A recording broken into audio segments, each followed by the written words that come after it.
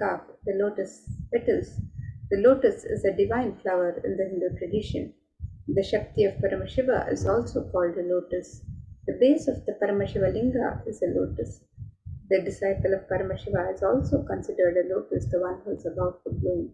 So you can offer the gold lotus in any of three different sizes as you wish to offer, and be blessed to have the state, space, powers, and being of Devi Parashakti in your inner space amidst any and every adverse situations in life. And the next offering to Devi Parashakti is the offering of gold totem and to adorn the sacred lotus feet of Devi Parashakti. And this verse from the Saundarya Lahari describes the beauty of Devi Parashakti's sacred lotus feet. It says, Nakadiditi Sanchanna Namajjanatamo Guna Padadvaya Prabhajala Parakrita Saroruha. The translation of this verse, it says, you whose brightness from the toenails destroy the darkness of ignorance from the minds of your devotees who prostrate at your feet, you whose brightness from your 2 feet overpowers that of the lotus flower too. You can make this offering of the Swarna Metti, the gold totem, to Devi Parashakti to adorn her sacred lotus feet and be in constant gratitude for receiving her blessings in even the most difficult aspects of life.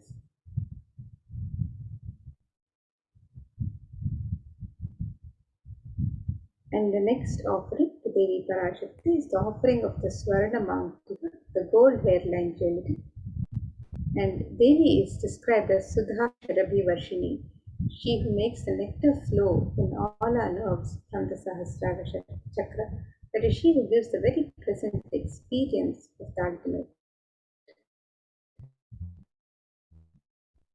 And the Swati represents the nectar overflowing from the Sahasrara Chakra, which is fully opened with the sacred sentiment of gratitude.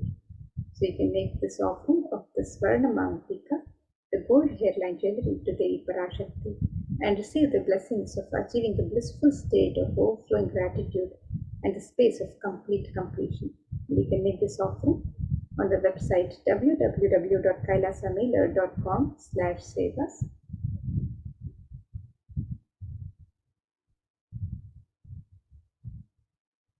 And the next offering to Devi Parashakti is the offering of the Pratyaksha Pada Puja.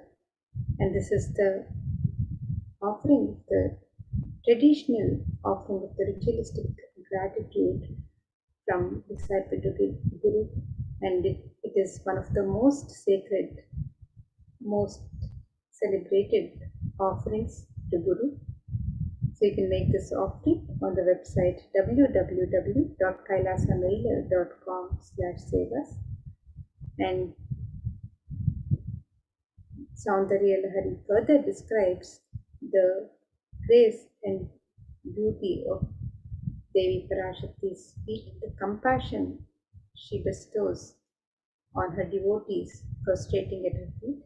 So let us look at this verse that describes the grace of Devi Parashakti. It says, the illumining splendor of Devi's toenails dispels the darkness of ignorance in the devotees prostrating at her feet. Her feet defeat the lotus in beauty.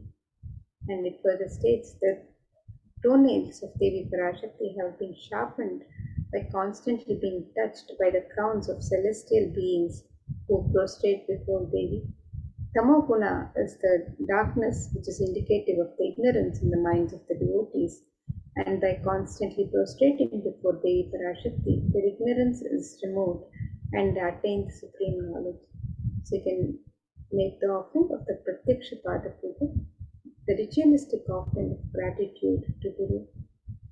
You can make this offering and be blessed with all the auspiciousness and blessings of Devi and the Supreme Pontiff of Hinduism, Jagadguru Mahasannidhanam, His Divine Holiness, Bhagwan Sri Nithyananda Paramashivam, who is the Nijavatara of Devi Parashakti herself.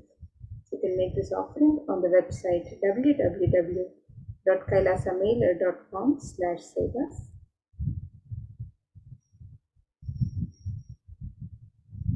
And the next offering to Devi Parashakti is the offering of the Vastra Seva, the sacred cloth offering to Devi Parashakti. And this offering is a token of gratitude for the grace and blessings, the protection of the divine during all aspects of our life. And you can make this offering on the website www.kailasamela.com/sevas and be blessed with all the auspiciousness and blessings of Devi Parashakti and the Supreme Pontiff of Hinduism, Jagadguru Mahasannidhanam, His Divine Holiness, Bhagavan Sri Nithyananda Paramashivam.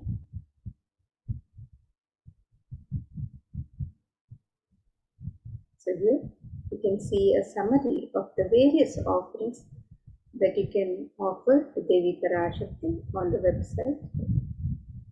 The e-hundi offerings can be offered in any currencies. The Sankalpa chanting resolution, you can register for this offering on the website www.kailasamela.com/sevas. You can make the offering of the Devi Sahasranama Swarnakasu, which is the offering of the pure gold coins, each coin inscribed with one of the 1008 sacred names of Devi Parashakti.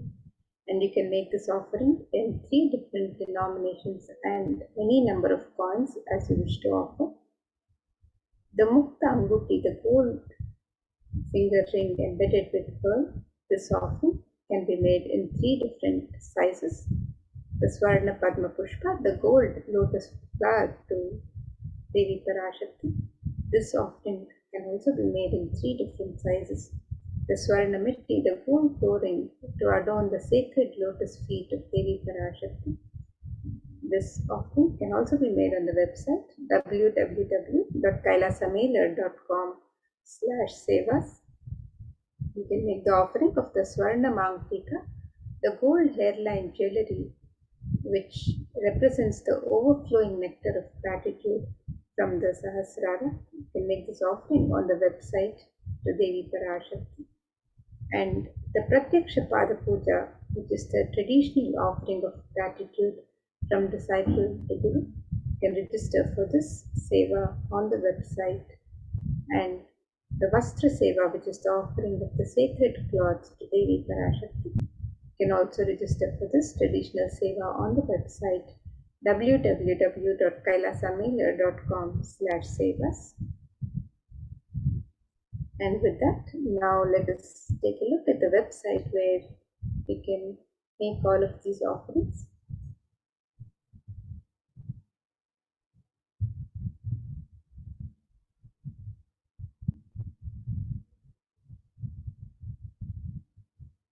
So here we have the website www.kailasamela.com/sevas.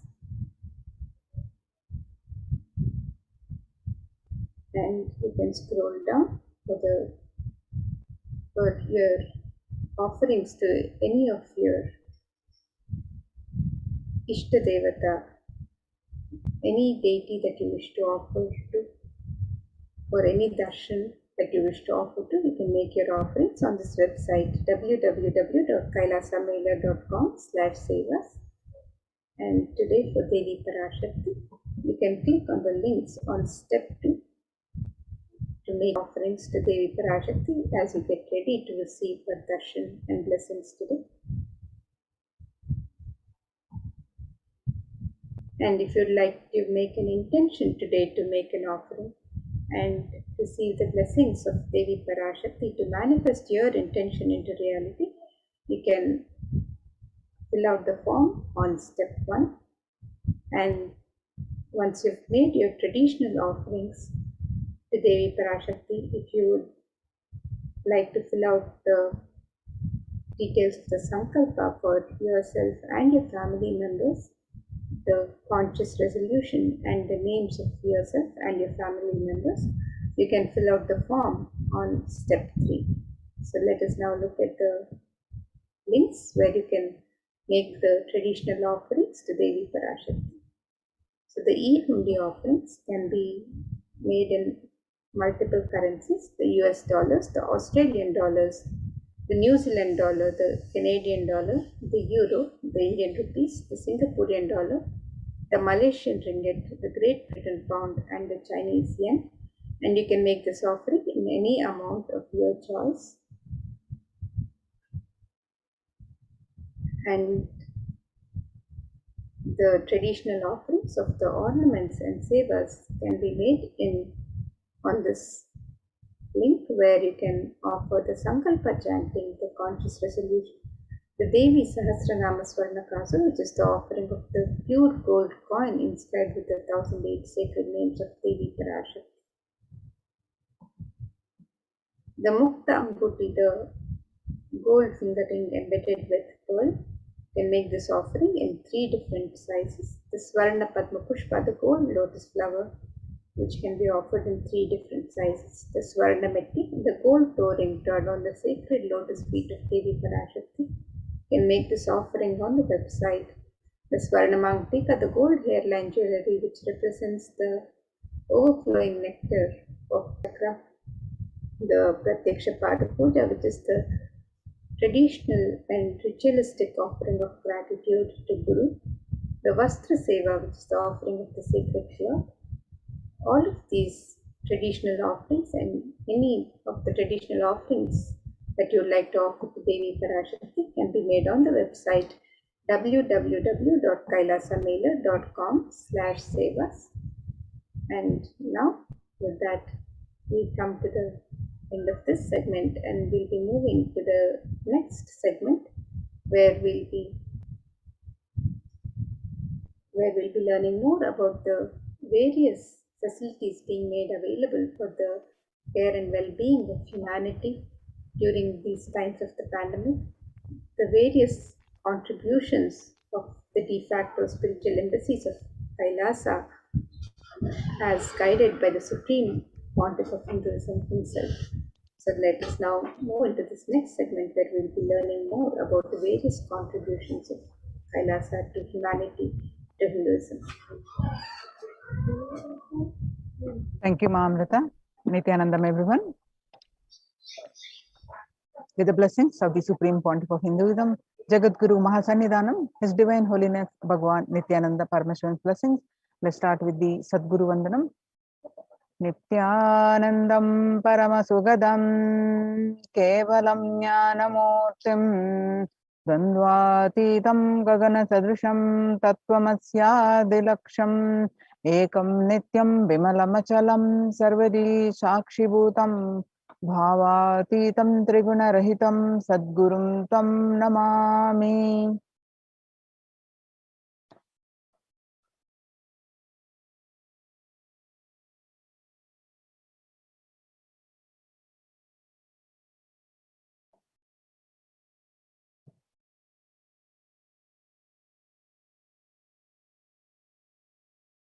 So we're going to learn about a multi-layer quarantine COVID care protection center at the Kailasa's de facto spiritual embassies.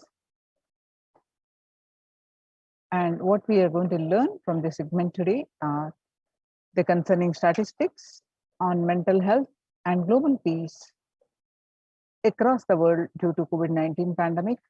What are the Supreme Pontiff of Hinduism, Kailasa's contributions for global peace, and Supreme Pontiff of Hinduism spiritual solutions for COVID-19, Kailasa's COVID care protection centers, why temple-based ecosystems, UN recognizes Kailasa's contributions. Today, people around the world are trying to grapple with the grim reality that the pandemic is far from over. The aftermath of the current calamity promises to be much more devastating. The greatest economics of the world are facing a disastrous future. Countries are facing off each other in deep mistrust. Now, let us see some statistics and current news. In Australia, the researchers are reported a new record number of coronavirus cases when the country continues to battle the third wave of COVID-19 infections. And World Health Organization makes a big statement on the Delta variant of COVID-19. And the COVID-19 has killed more Americans than the influenza pandemic did. Influenza pandemic of 1918 to 19 did. The 1918 to 19 flu infected about 25% of Americans and killed an estimated 0.65% with 675,000 deaths. COVID-19 has infected more than 12% of Americans and killed about 0.2% with 676,000 deaths. Now that the US death toll from COVID-19 has surpassed 676,000, the coronavirus pandemic has killed more Americans than the 1918 to 19 influenza pandemic did. Axios and the Associated Press both reported the grim reality recently. So the COVID-19 now officially US deadliest pandemic as the death toll crosses that of 1918 to 19 flu. People infected with alpha variant exhales 100 times more virus into the air than original COVID strain, and 6 feet distance may not be enough to prevent viral transmission indoors. COVID-19 Delta variant still most concerning, says the World Health Organization experts. COVID-19 pandemic is nowhere under control in the US, says the chief medical advisor, Mr. Anthony Fauci. He said, right now we are still in pandemic mode because we have 1 million new infections a day. That's not even modestly in good control. In an interview with Axios, the US has reported 40 million cases of COVID-19 since the outbreak of the virus, with over 4 million infections adding up in the past few weeks. The increase in COVID cases comes as the US administration earlier this month announced that it is planning to provide booster shots of the vaccine as the Delta variant has become dominant in the nation and is wreaking havoc. The surge in Delta variant is driven by the low vaccination coverage in many communities across the US, according to the US Center for Disease Control and Prevention. In a country of our size, you can't be hanging around and having 100,000 infections a day. You've got to get well below 10,000 before you start feeling comfortable, Mr. Fauci said. COVID-19 made the world less peaceful. COVID-19 violent incidences and fatalities, January 2020 to April 2021. The increase in violent incidences making the world less peaceful during this pandemic. And younger adults are more reporting symptoms of anxiety and or depressive disorder during the COVID-19 pandemic. The average share of adults reporting symptoms of anxiety and depressive disorders, what it was in 2019 was in a 6 months period was 11%. Now during this pandemic, in just 1 month of beginning of this year, 2021, January 2021, it rose up to 41.1%. Some more statistics confirming the same, that anxiety and a depressive disorder during the COVID-19 pandemic, younger adults are reporting more than the older adults. Stress in America, a national mental crisis. COVID-19 is a significant stressor for most Americans. Nearly 8 in 10, which is 78% say coronavirus pandemic is a significant source of stress in their lives. Nearly 7 in 10, which is 67% say they have experienced increased stress over the course of the pandemic. Of the health workers who treated patients during the China's COVID-19 outbreak, 50% showed signs of depression and 45% showed signs of anxiety. The self-reported mental health among pregnant women and new mothers. Before the COVID-19 pandemic, the depression rate was 15%, and now during the pandemic, it rose up to 40.7%. And the anxiety before the pandemic was 29%, and now during this pandemic, it rose up to 72%. Living under stay at home, 8 in 10 students do not know where to go for help. 55%, all students do not know where to go for help for their mental health, and they are struggling with focus on school or work and avoiding distractions. Understanding the pandemic impact on the working woman, nearly 82% of the women surveyed said their lives have been negatively disrupted by the pandemic.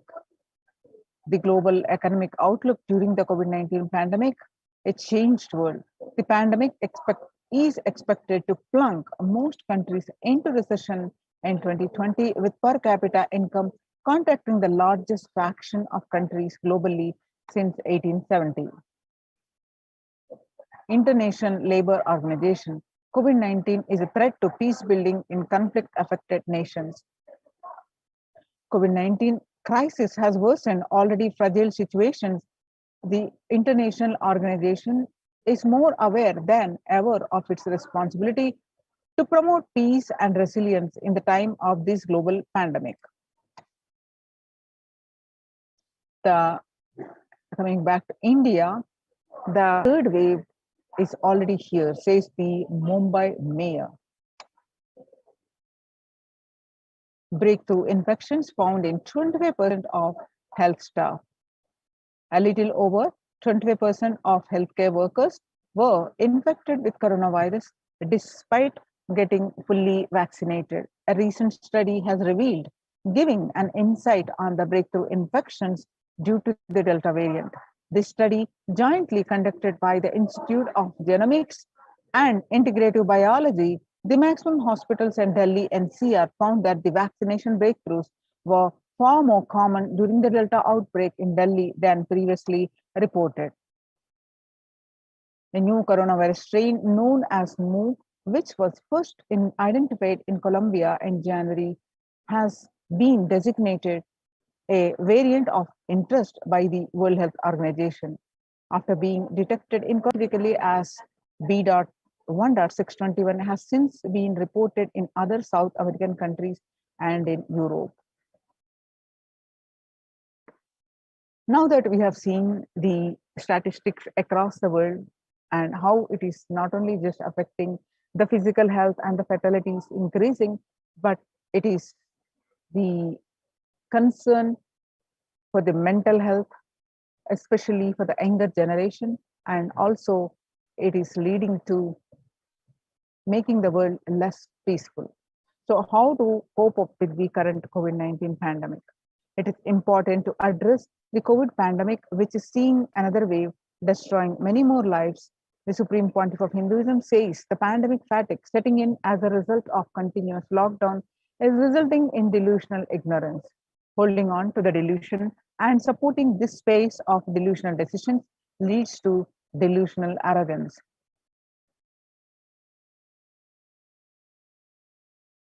The global COVID virus pandemic has left the whole world desperately looking for answers.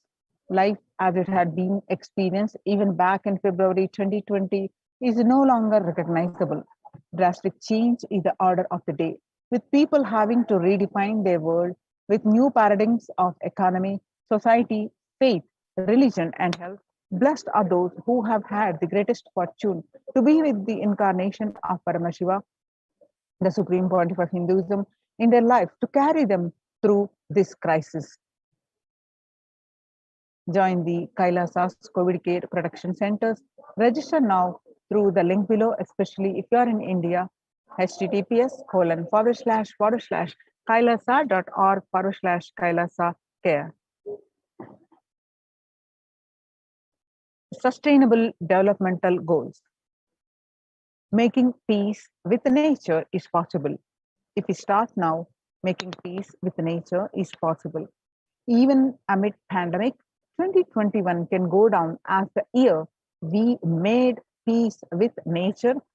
Our environmental, social, economic challenges are interlinked.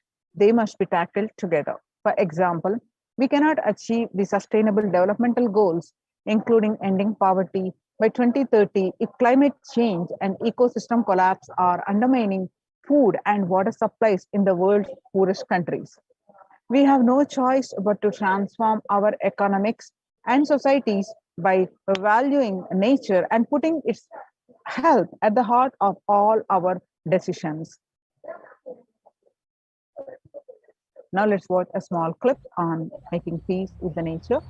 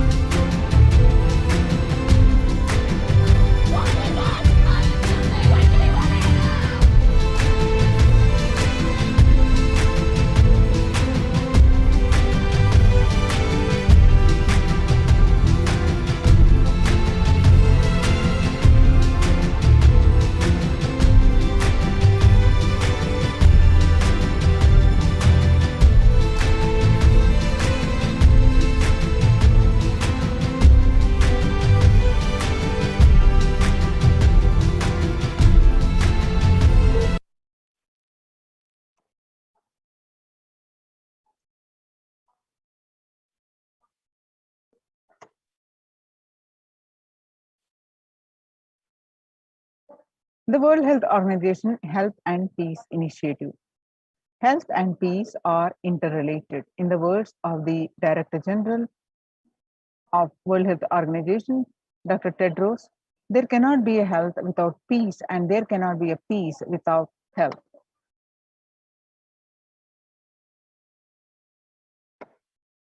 United States Institute of Peace.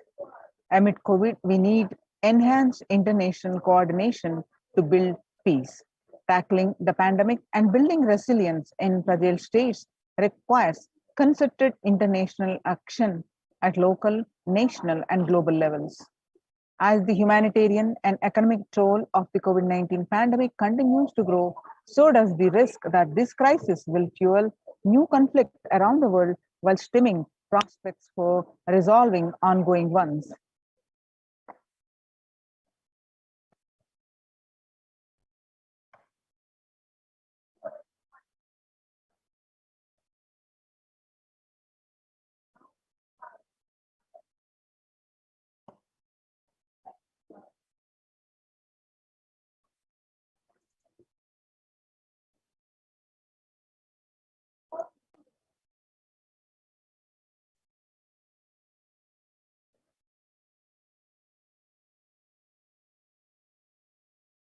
Stronger health systems and universal health coverage must be a priority. Remarks to the General Assembly special session in response to the COVID-19 pandemic. For the first time since 1945, the entire world is confronted by a common threat, regardless of nationality, ethnicity, or faith. A new social contract between people, governments, the private sector, civil society, and more can tackle the roots of inequality with fair taxation on income and wealth, universal benefits, and opportunities for all. Now, let us see the Supreme Pontiff of Hinduism contribution for the global peace. Vedic tradition beautifully describes that Yastu Sarvani Bhutani Atmani Ivanu Pushyati Sarva Bhuteshu Chatmanam Tadona Vigupshate. Isha Upanishad, verse 6. Global peace is the byproduct of the individual bliss. Whenever an individual goes through a spiritual bliss, he manifests a beautiful peace around for him and everyone around him. If he is powerful enough, he moves the whole city and manifests peace. He is more powerful, he moves the whole village or the whole country. If he is powerful enough, like incarnation, he moves the whole world and manifests peace for them. The global peace is the byproduct of the individual bliss. Now, how do we get that individual peace or bliss?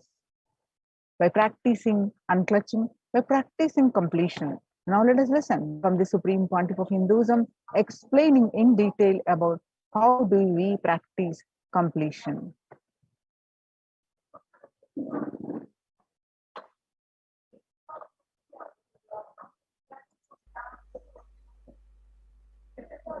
Today I wanted to expand on the science of completion. How the science of completion can directly impact the consciousness you are carrying and the consciousness embodied in many bodies. Please understand, the more deeper you go inside you, deeper space you go inside you, more expanded you become, more one with everything, more oneness you experience. Because the more deeper you go, the more you experience the unified field of consciousness. Various words are used.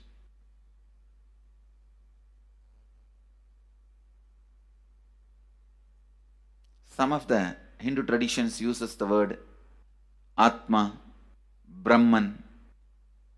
Some of the Hindu traditions use the word Nirvana.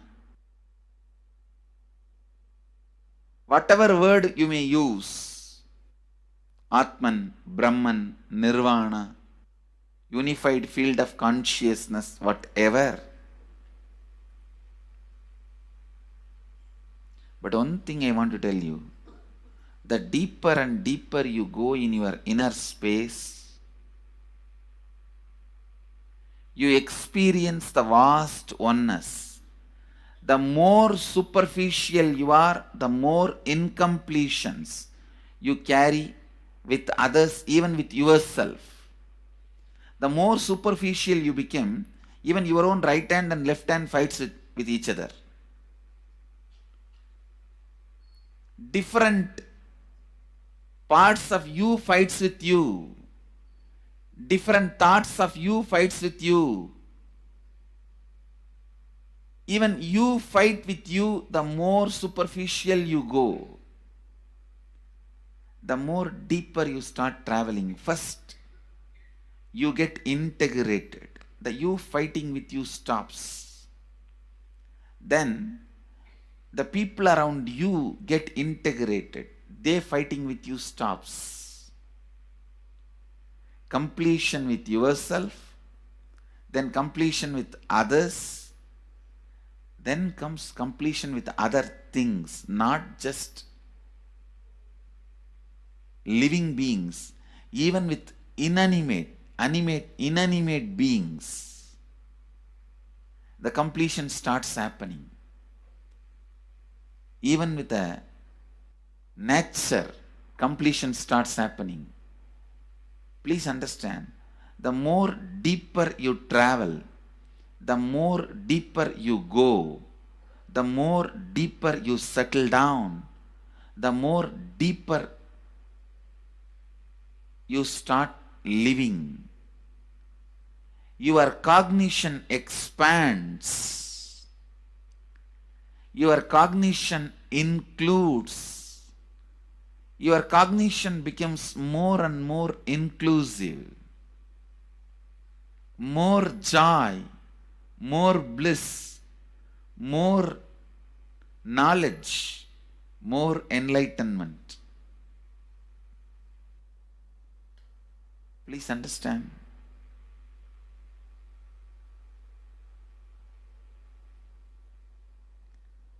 the more and more completion happens in you, you will see everyone around you feels complete with you. That is why I am saying, whether they have body or they are disembodied, in the deepest of your being, deepermost layers of your being, deep being, you experience such powerful awareness, such joy.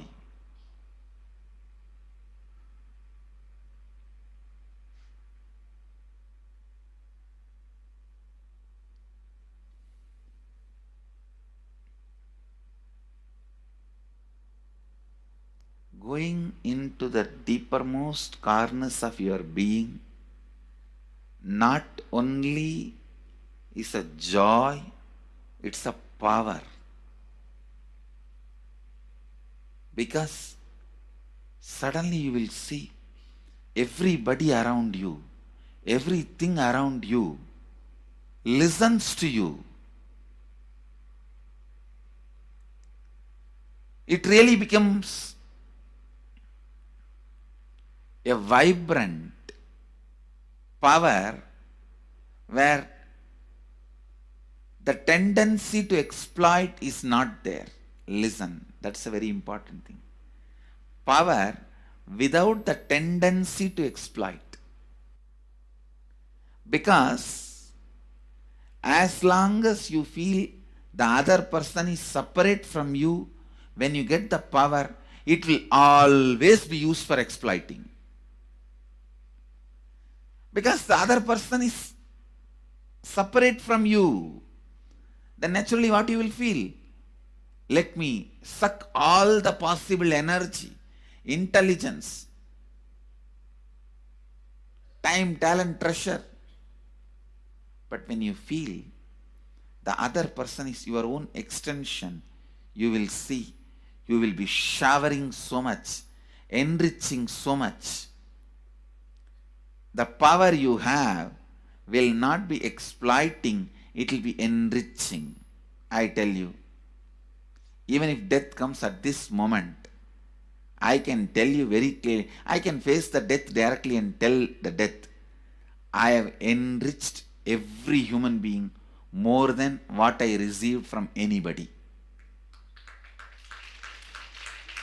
I have given to every human being whom I met in my life more than what I received from them. My accounts is clear. I am ready. Come on, let's go. My accounts is clear. I don't have debt. No credit card money to be paid, loans to be paid, no debit card, no credit card. My accounts is clear. Understand, when you feel everyone is your extension, the power given to you, the power you gain, see, any living is power. Powerful way. Even in that, you will become powerful. So any lifestyle you choose, you will get power in that field. Whether it is exploiting or enriching, murdering or raping or go on serving. Whatever lifestyle you choose, living is power. When you go into the deepermost core of your being and start living based on completion, I tell you,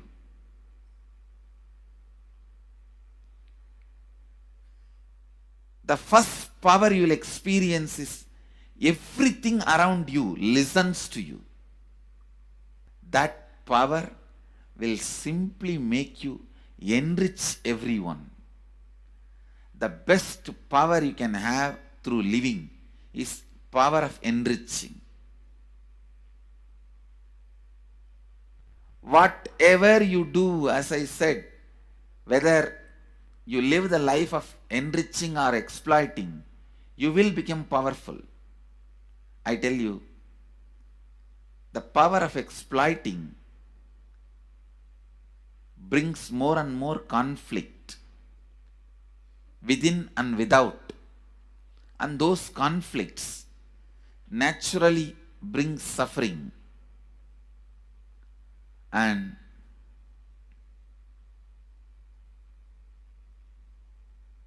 the power of enriching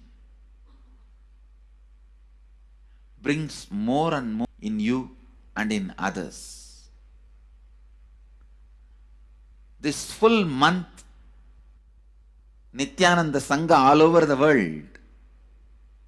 The other day I was seeing, we have officially presence in more than 50 countries. As devotees, group of devotees, we have presence in 100 countries. All over the world, we are going to celebrate this whole month for Global Peace Month, impacting global peace. All of us this whole month will live completion and do samskara dahana kriya, means burning the patterns which separates us from others, burning the patterns which are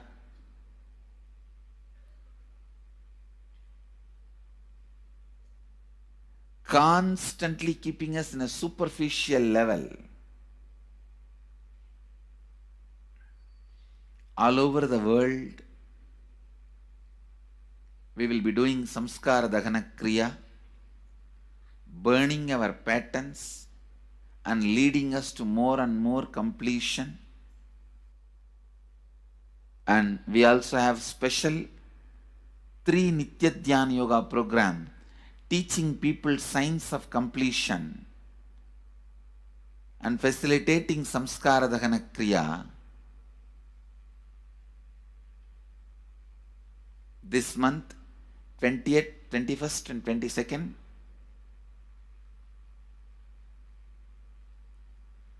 this whole month, all over the world, all our temples, ashrams, centers, yoga centers, schools, colleges, universities should do samskara dahana kriya, should do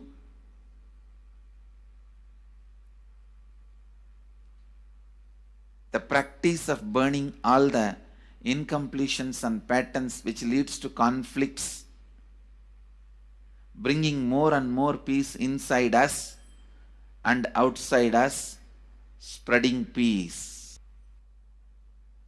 This whole month, let's impact global peace.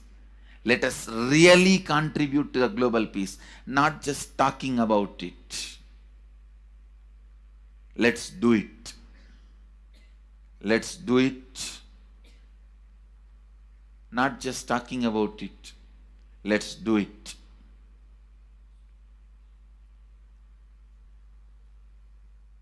Even if you teach the samskara dahana kriya to 50 people in each area,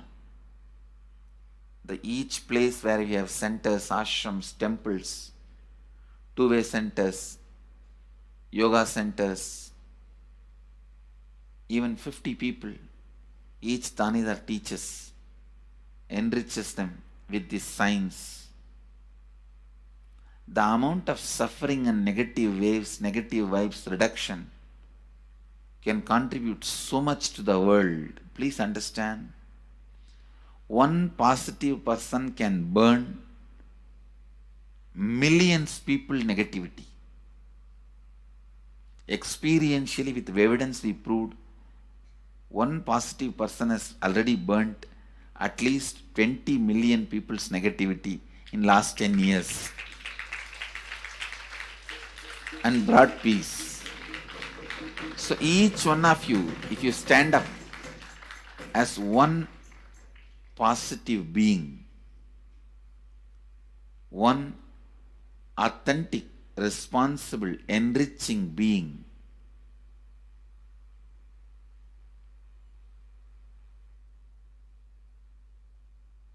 I tell you,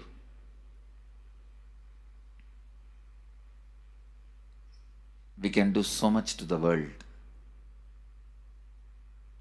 It will be a better place than the time we entered. When we leave, it should be a better place. That's all. When we leave the earth, it should be a better place. So understand, inner peace is your birthright. Go to the depths of your being. Bring more and more completion into you. Completion with others. And start living Advaita. Today in the Inner Awakening session, it's all about completion with others. So last 6 days, literally, you worked so much, one by one by one by one by one, layer by layer by layer by layer. The completion with yourself. Now comes completion with others.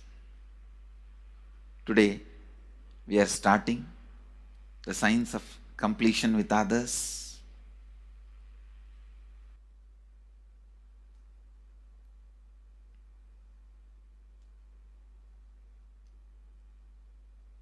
It's one of the most powerful signs.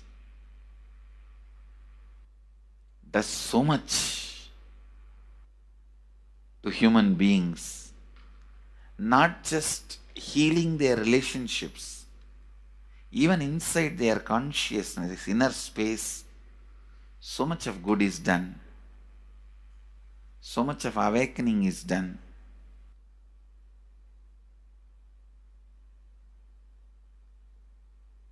See, when you have completed with others, the kind of strength you feel is the power of Advaita. Strength of Advaita. Today the Inner Awakening sessions are all about completion with others. We have long session today working on completing with others. So with this, because today we have a long session with Inner Awakening,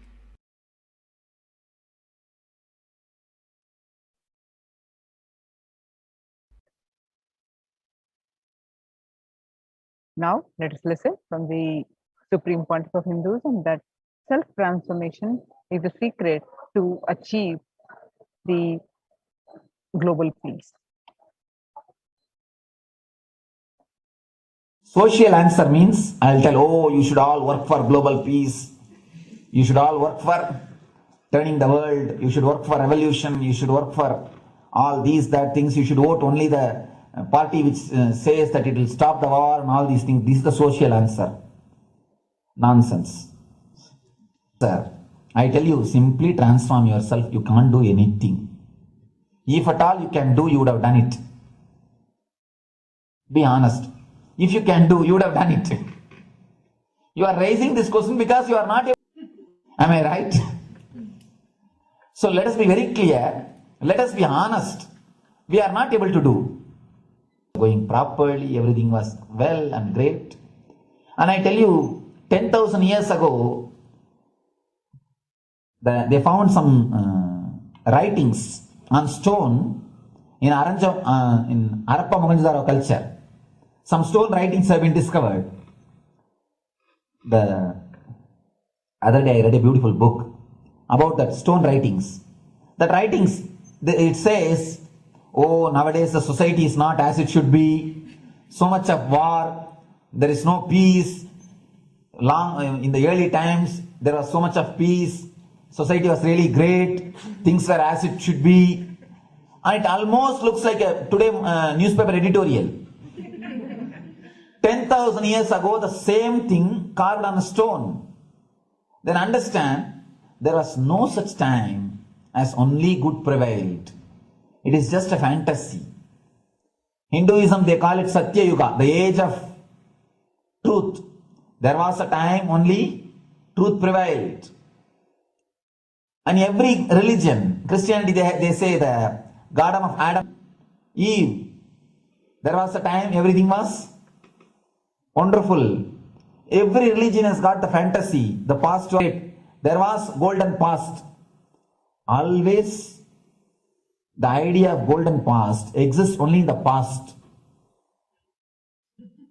The more you go back, again you say the past was great. And I tell you one thing, it is a wonderful way of postponing accepting the reality. Otherwise, I can be sure the world was same as it is today. Whether it is 5,000 years ago or 10,000 years ago. Maybe one thing, there was no CNN channel that time.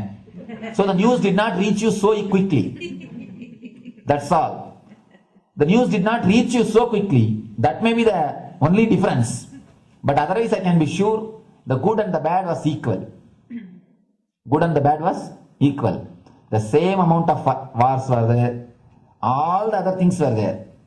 You read the Puranas, the mythological stories of India, you see enough of things. Enough of dirty things. I think sometimes I find a little more. And if you read completely the Puranas or the Hindu scriptures, there are a lot of things much worse than modern day. The criminal activities or bad things or negative things, whatever you say, all this stuff. And never think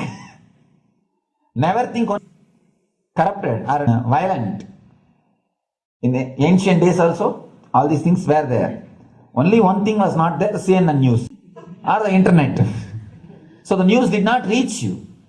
But otherwise I can tell you, enough the good and bad was there. It always will exist. It will exist. All you can do is, if you awaken yourself, if you reach the enlightenment state, you can go beyond it.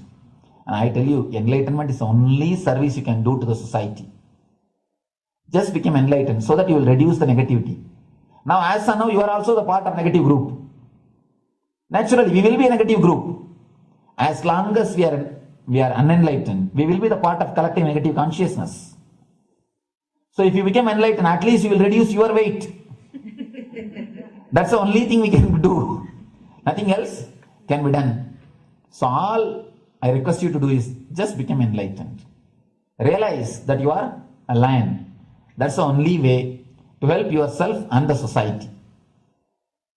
Otherwise, all revolutions, you see, all revolution again end up as one more tradition. In last 2000 years, 3000 wars have happened in the humanity. In 2000 years, 3000 wars. Human beings have not done anything except doing wars, except fighting. Everybody claims he wants to do revolution. He wants to spread peace. You see, every country claims their army is a defensive army. Then who is offending? Tell me. Every country says defensive army. Then who is offending? These are all just, games. The idea of peace is a pure game. Everybody wants to spread the peace according to them, not according to the other person. They want peace according to them. The other day I was in one interreligious gathering. One guy is preaching, let all of you convert to my religion so that we will not have fight. He wants peace the way in which he wanted, not the way in which. And there's a beautiful saying, the sword of Muhammad, it is written, peace alone should survive, something like that.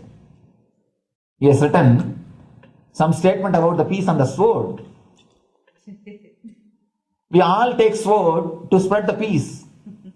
So no revolution is going to help, because in last 2000 years 3000 revolutions have happened, but still world is same, I think much worse. So no revolution is going to help, only individual evolution is going to help. So be very clear. Instead of working in the outer world, start working in the inner world. That will help you and society some way. Social answer means I'll tell, social answer means I'll tell, oh, you should all.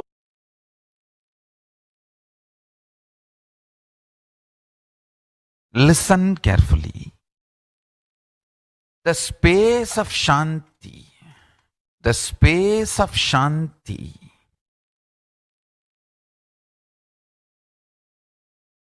is where Kailasa grows. Listen carefully. It is in the deep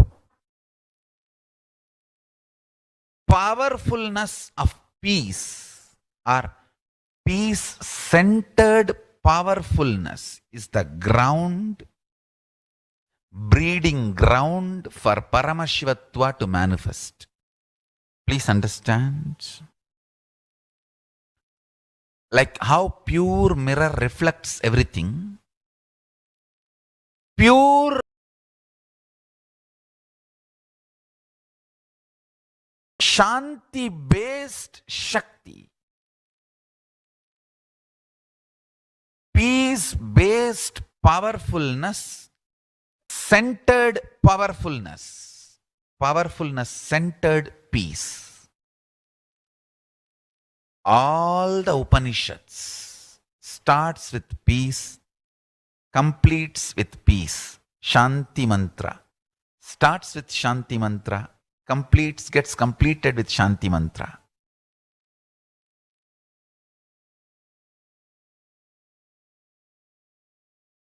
Peace-based powerfulness is a fundamental requirement for Paramashivatva to manifest. That is why people who don't want us to manifest Paramashivatva or power manifestation do not want to allow the peace in our life, or do not want peace in our campus. Understand? But only if you are peaceful, which cannot be shaken even by the demons and devils and rakshasas, we can be in eternal peace.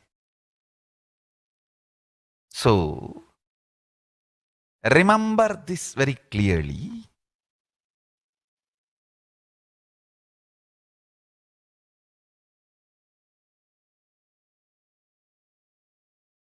Peace alters the very DNA structure, genetic structure, the core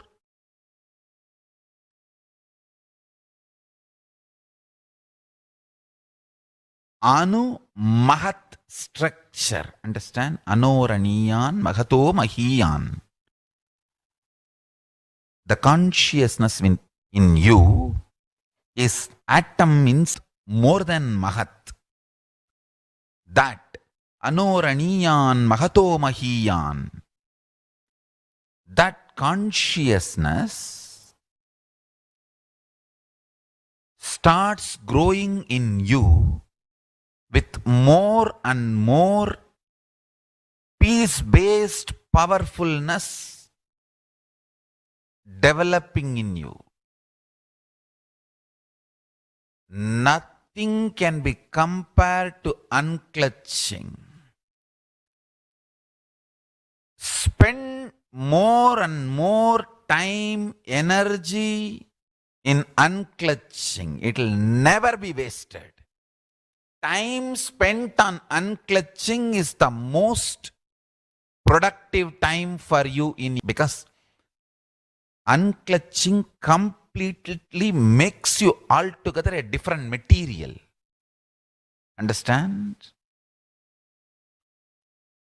It makes your very biomemory, muscle memory, core structure, molecular structure, genetic structure, DNA structure, everything.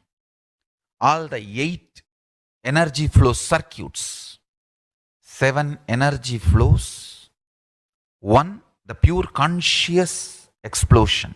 So totally 8 energy flow circuits exist in you. All the 8 explodes when you unclutch. Understand? Unclutching is the space of Sri Kailasa.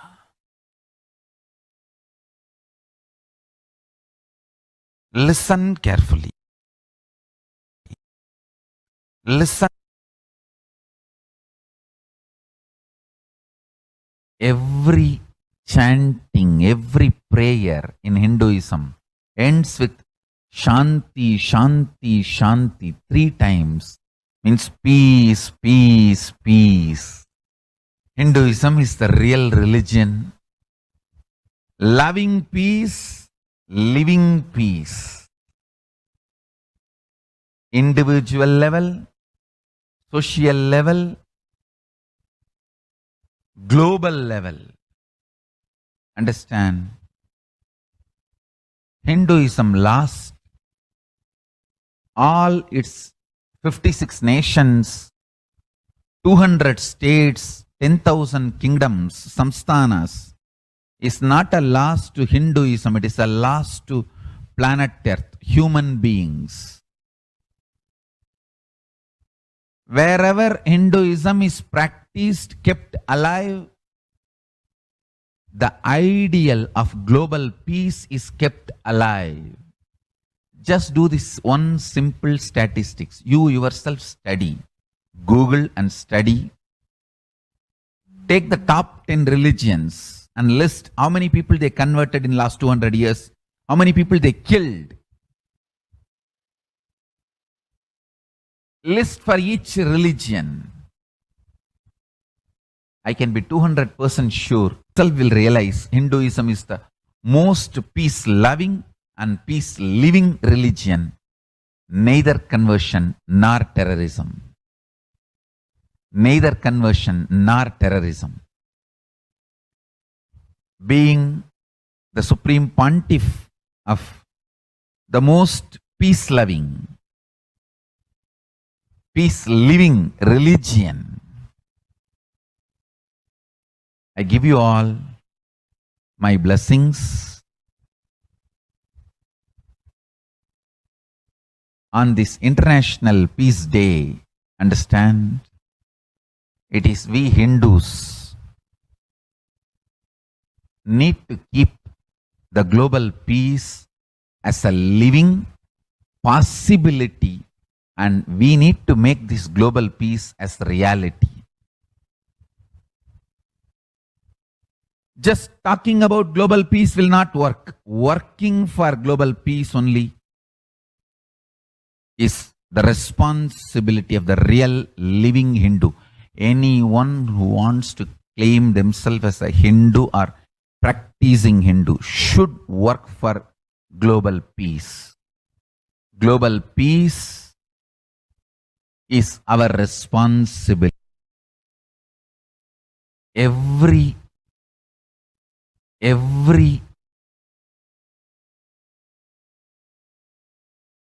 Hindus have the responsibility to bring global peace.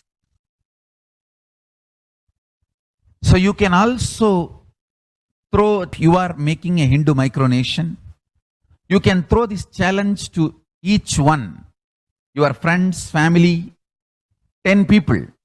Let them participate in the challenge and then create, let them send a challenge to others. So I welcome all the living and practicing Hindus to become founding fathers of Kailasa micronation in your countries. You can also make a challenge, like how they made ice bucket challenge and all that. We can make a challenge. You form Hindu micronation and claim, I am the founding father of the Hindu micronation Kailasa. And then you can invite your family, friends for a challenge. 11 people.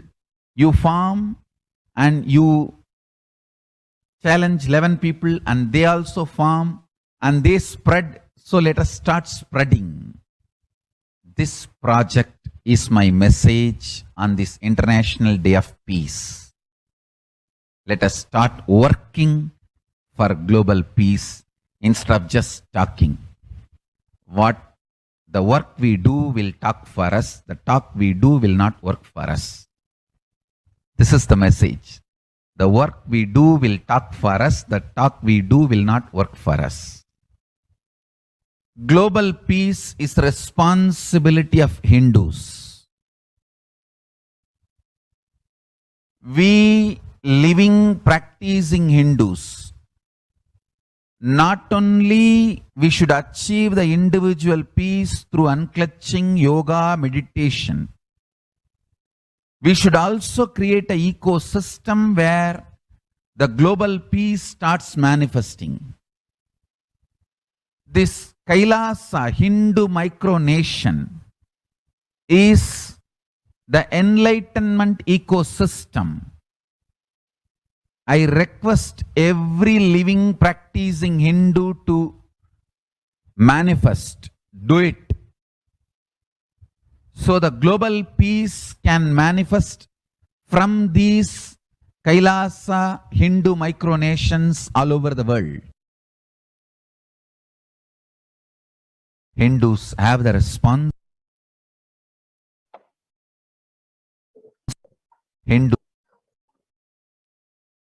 Now let us see the Supreme Pontiff of Hinduism contribution for a super consciousness breakthrough and the global peace.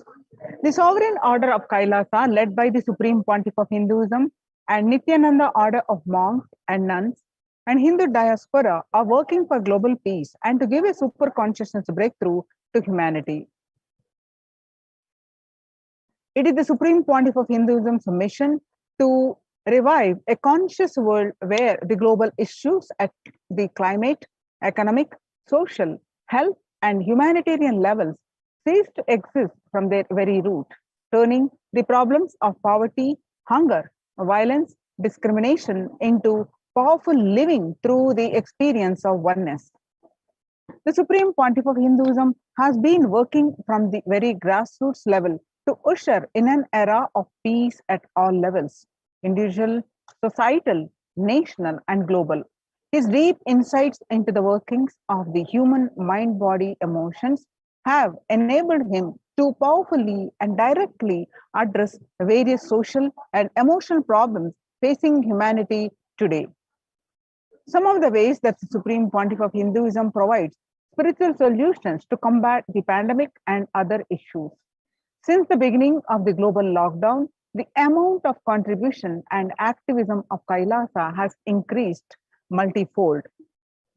Through the Paramashivoham program, bringing super consciousness breakthrough to the whole humanity by starting the Akhanda Nirvikalpa Samadhi Jnana Yajna and contributing almost 3 million minutes now.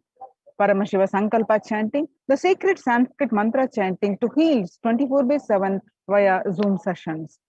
Spiritual healing to one and all 24/7. Helping humanity to cope up with insecurity, fear, disease by empowering individuals to heal themselves, learn to cope up emotions like depression and tough situations in relationships. Providing alternative solutions to worldly problems through power manifestation.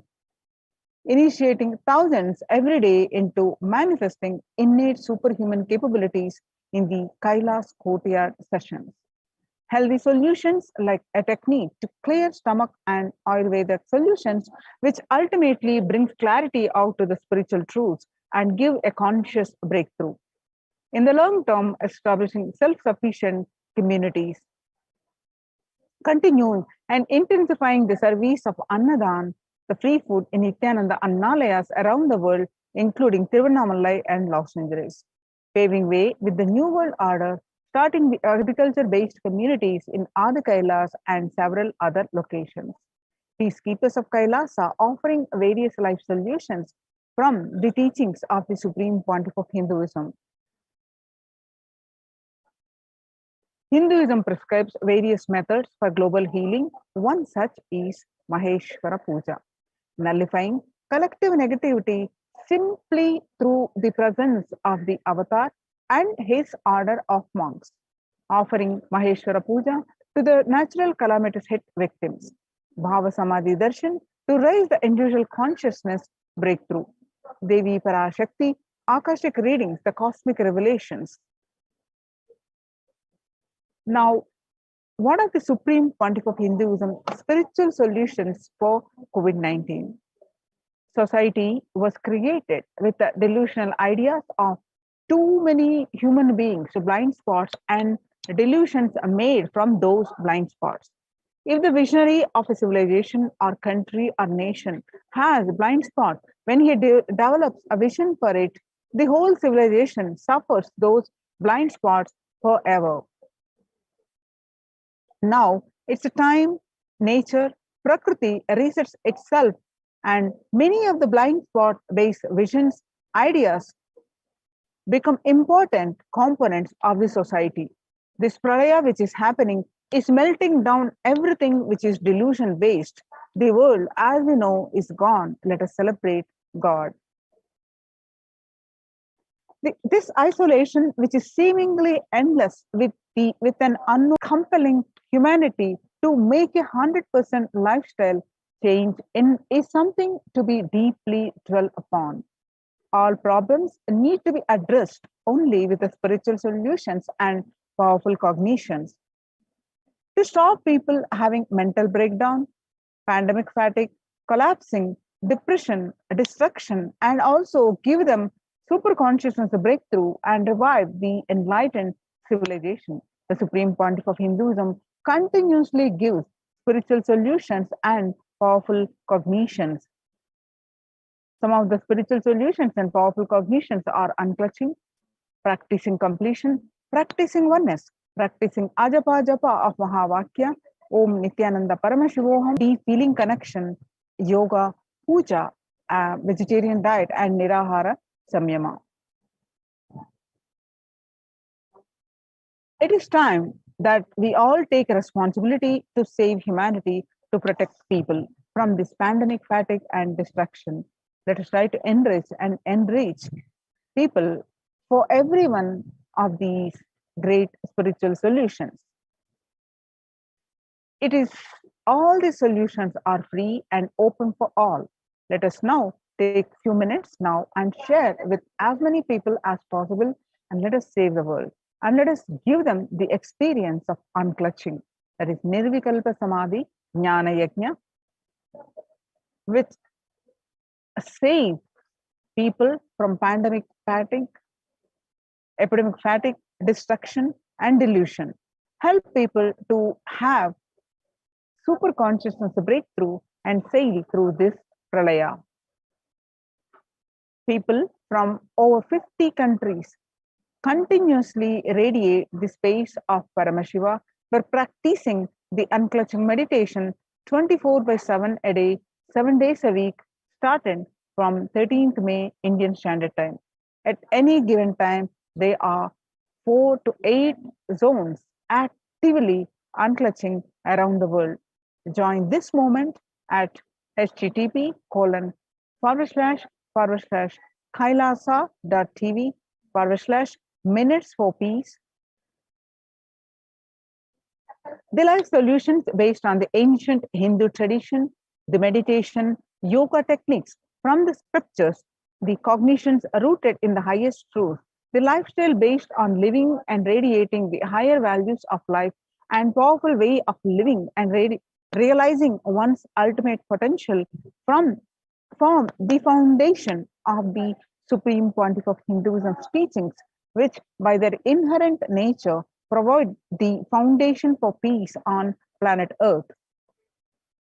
The Supreme Pontiff of Hinduism launched the Minutes for Peace initiative, which aimed to reduce crime globally by collecting the mass meditations around the world in parallel. In 2014, just after 2 years of launching the program, it crossed over 1 billion minutes of meditation. Scientific studies have shown a reduced crime rate in the meditation and completion techniques.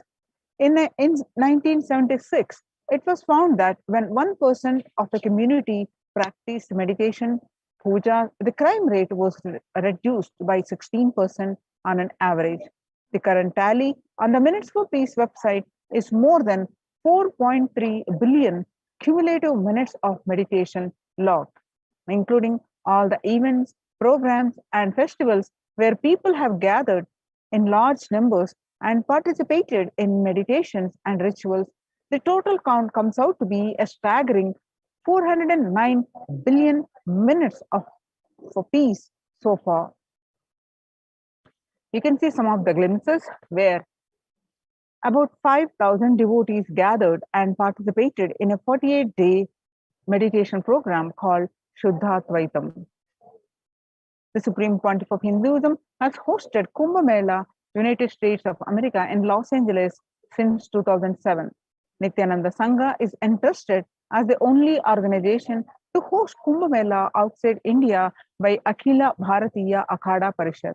In September 2006, the Supreme Pontiff of Hinduism has organized the first confluence for world peace to honor the memory of those who lost their lives saving others on September 11, 2001 at Irvine, California, United States.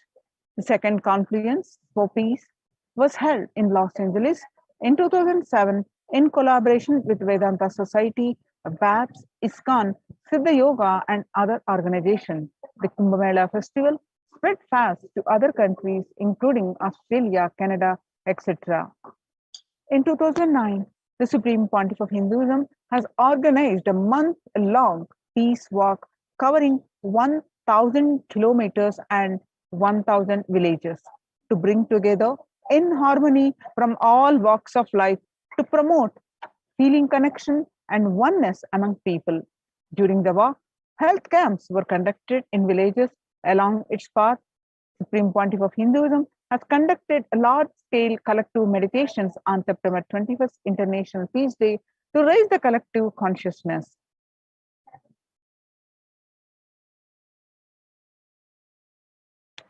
One of the greatest contribution that the Supreme Pontiff of Hinduism is doing is initiating thousands into sannyas.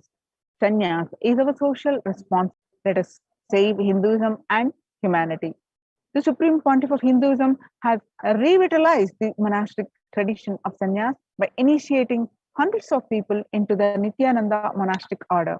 The all-renouncing monks contribute the best things to human civilization, living their life with the cognition that life is for others.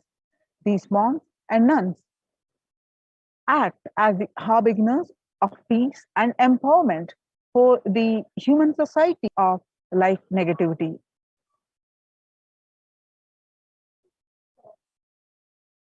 Supreme Pontiff of Hinduism has also revived the ancient practice of embarking on pilgrimages, that is spiritual journeys, taking spiritual aspirants to high energy sacred spots such as the Himalayas, Kailas, Varanasi, Angkor Wat in Cambodia, and various powerful temples of India. Even though prevalent in India, this practice is rapidly losing its original context, turning into a recreational family vacation. Reviving the original spiritual context, the Supreme Pontiff of Hinduism has made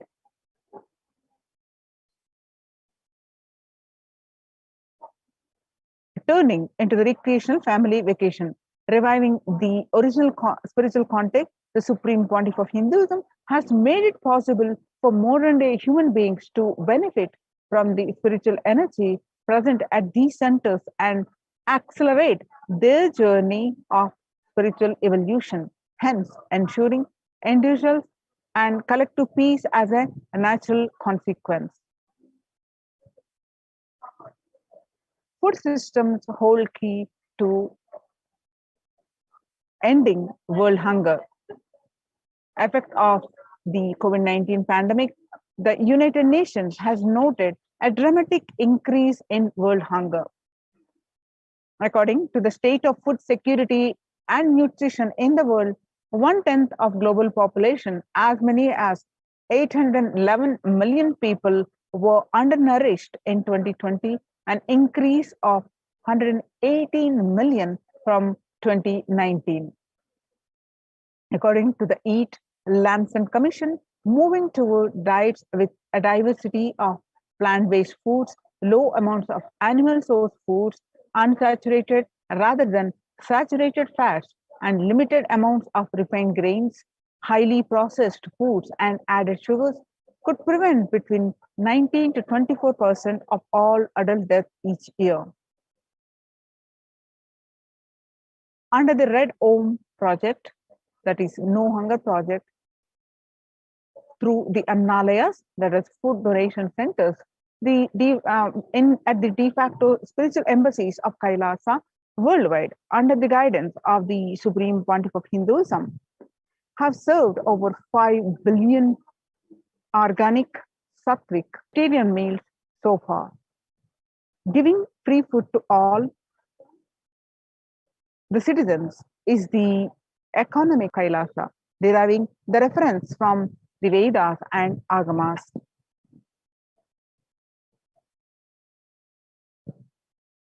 Recently, under the humanitarian initiative launched by the Supreme Pontiff of Hinduism, is opening of Kailasa's COVID care centers in India, where the monastery campuses have been turned into a multi-layer quarantine facility to safeguard the inmates against any possible point of contact with the outer world. Supreme Pontiff of Hinduism has opened this service free to all people, regardless of any differences in age, gender, caste, creed, ethnicity, color, or socio-economic status. Food, shelter, internet, and all basic facilities, including medical care, are provided at these COVID care centers, free of cost and for an indefinite time. The outcome has been a splendid zero infection rate so far among the participants, a feat not achieved anywhere else in the world, let alone in India. This response model of handling the COVID-19 pandemic at a community level, along with guidelines and recommendations for government, has been recognized and accepted by the United Nations as well. You can see some of the glimpses where the participants of COVID care program offered by the Supreme Pontiff of Hinduism are enjoying a healthy, blissful, spiritual lifestyle in multi-layered program. They enjoy the stress-free time following a spiritual morning routine, doing yoga, doing puja, temple sevas, kara sevas, and celebrating festivals. And not only they enjoy joy, peace, bliss, and conscious breakthrough. Join the Kailasa's COVID care protection centers, especially if you are in India. Register now through the link below with https://kailasa.org/Kailasa care. Now let us see the revival of temple sciences and ecosystems. All these COVID care centers and all the various programs are offered at the Kailasa's de facto spiritual embassies, which are now, especially in India, are converted into COVID care centers. And they are basically temple-based ecosystems. The Supreme Pontiff of Hinduism has been reviving the temple-based ecosystem. So let us understand the science behind these temple-based ecosystems. Especially now, in the times when the COVID-19 is rampant and the ancient temples are in risk of widespread corona disease, the devotees of these temples were visiting and having darshan of their gods and goddesses for thousands of years. Yet all these ancient sacred sentiments have come to a harming halt after the lockdowns have taken place. The religious fervor of the devotees is being lost due to the pandemic. The Supreme Pontiff of Hinduism is revisiting the e-Kailasa ecosystem and bringing all the ancient traditions of the online platforms on Kailasa TV, YouTube, and Facebook. Now let's listen from the Supreme Pontiff of Hinduism that he explains about the science of temples.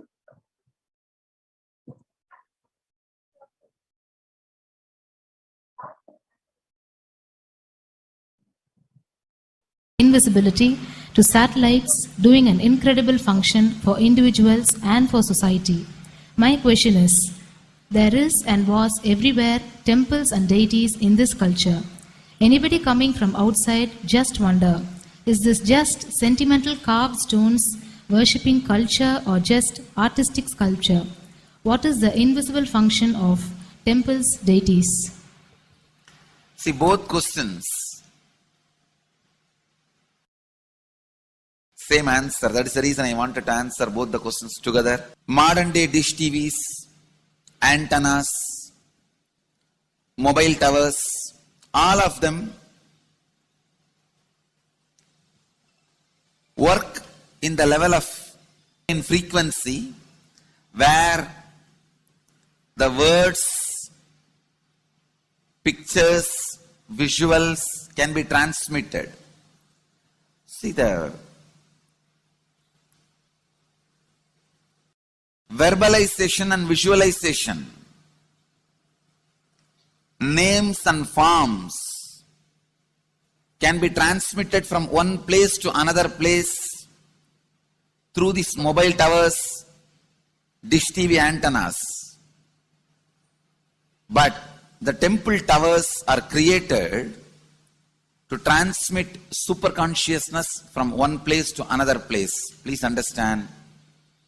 In Meenakshi's time, there was television, conscious television. It used to be in stone slab. And if you just sit in front of that stone TV, meditate, connect with Meenakshi, she will appear live and answer whatever you want. So each of the stone slabs only slowly later on became deities. You can see in our temples this happening. The TVs in which I am appearing and speaking are slowly becoming deities. They are receiving worship. Flowers are offered to it. Aarti is done to it. Incense is given to it. Now, all our temples are planning to have a separate throne for this TV. In Los Angeles, already I am on the throne. The TV is in the throne. The TV, in which people are seeing me, have already become deity. Same way, please understand, the stones through which people were able to connect with the super consciousness have become deities. Same way, all our temples, deities, everything is a connecting mechanism with super consciousness. The mechanism which connects with the super consciousness.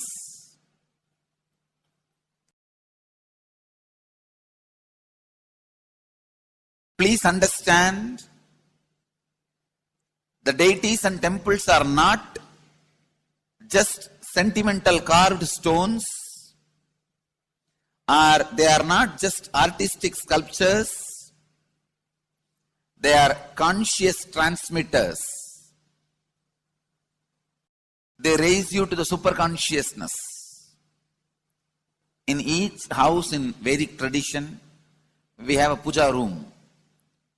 All the puja rooms are your private conscious airport,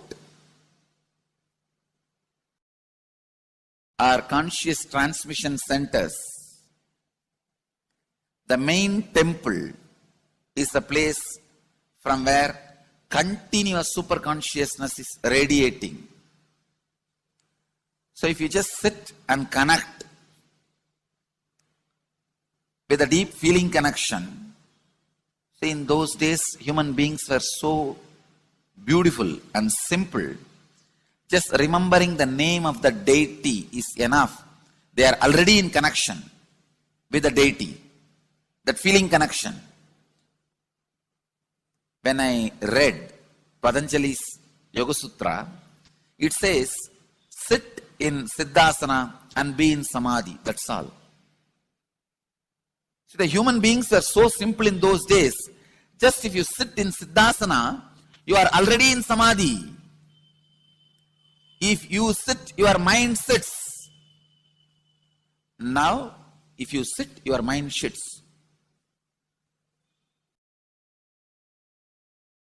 Mind is completely away from the body. In those days, human beings are so simple and intelligent. all the non-mechanical parts of their brain were awakened. It is Western culture which killed the non-mechanical parts of the brain, the functions of the non-mechanical parts of the brain. Please understand, in the Vedic civilization, always human beings were brought up in such a way that non-mechanical parts of the brain was fully alive and awakened. It is a cultural invasion, destroyed the greatest possibility of the human being when the non-mechanical parts of the brain is not functioning anymore. The temples, deities, all these are looking useless. Otherwise, they are a huge conscious infrastructure. Please understand. So, an example, suddenly, if we find some method to travel just 20 feet above the air, without petrol or diesel, all our automobiles, roads, everything will become useless. Then you will wonder, why so many automobile industries are established? Why so many cars are produced? Why this huge road waste? I think our ancestors are fools. You don't understand. At one period, it was used. It was being useful.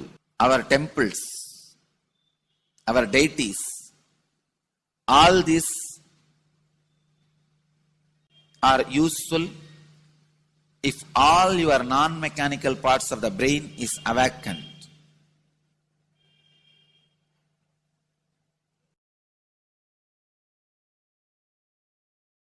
Unclutching is the process to awaken your non-mechanical parts of the brain. When your non-mechanical parts of the brain is awakened, you will understand temples, deities, how useful they are, how directly useful they are, how they are part of our life, how they enrich our life, and how they make human beings intelligent, enlightened. These are the methods created to create enlightened civilization.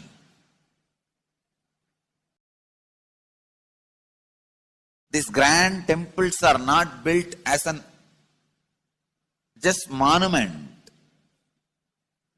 They are built as a conscious movement. It is not like Egyptian pyramids, monuments. No. It is conscious movement to raise human beings to the highest consciousness, to make human beings experience the highest purpose.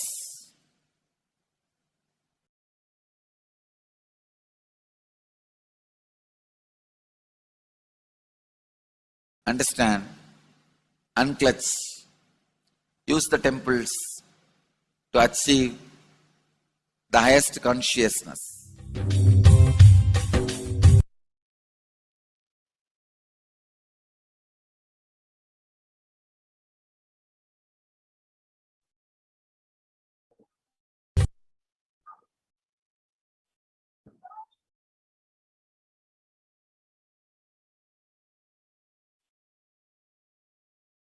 Devi Parashakti revealed in her Akashic readings to the world on various occasions. On 14th May 2021, Devi revealed that whoever comes to Adi Kailasa and does the good work of saving people from deadly corona, I myself will do all of their life's work. This is a commitment Paramashakti is giving you all. Parameshwari, I will do what I say. And on 19th May 2021, Devi revealed that to save people from corona, I have set up a huge ship, Ananda Sarovar, the Lingam. I have made it in Adi Kailasa. Go there and take water every day. worship Anandalingam, water, turmeric, milk, and neem rasam showered on Navapashanam are the medicine for this.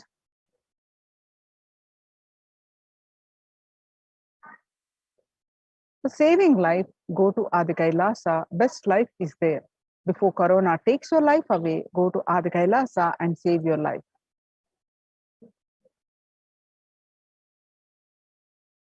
When the first world countries close their borders during a massive global emergency, Kailasa has opened its doors to all without exception. The various centers opened across India are Adi Kailas in Bidadi, Bangalore, Salem, Tiruvannamalai, Rajapalam, Pattanam, Srirangapadi, Madurai, Avattipalam, Hosur, all from Tamil Nadu, and Sripuram Adinam from Hyderabad, and Baroda Adinam from Gujarat, and Puduvai Adinam from Pondicherry. Kailasa rushes to aid India as India finds itself on the verge of COVID-19 third wave. Multiple free COVID care centers opened across India. Various social services offered during the pandemic in Kailasa's de facto spiritual embassies across India. Spiritual services offered during the pandemic in Kailasa's de facto spiritual embassies across India, and cosmic revelations on global pandemic. The various social free services offered during the pandemic in de facto spiritual embassies are medical care, allopathy, Ayurvedic and Siddha medicine, infrastructure to accommodate thousands, accommodation for multi-layered quarantine, emergency ambulances, ICU on wheels, personal protective medical equipment, food security management through food banks, and so join the Kailasa's COVID Care Protection Centers. Register now through the link below with https://kailasa.org/kailasa care. With this, we are going to move on to the next part of our segment after a very short break. Thank you, Nithyanandam.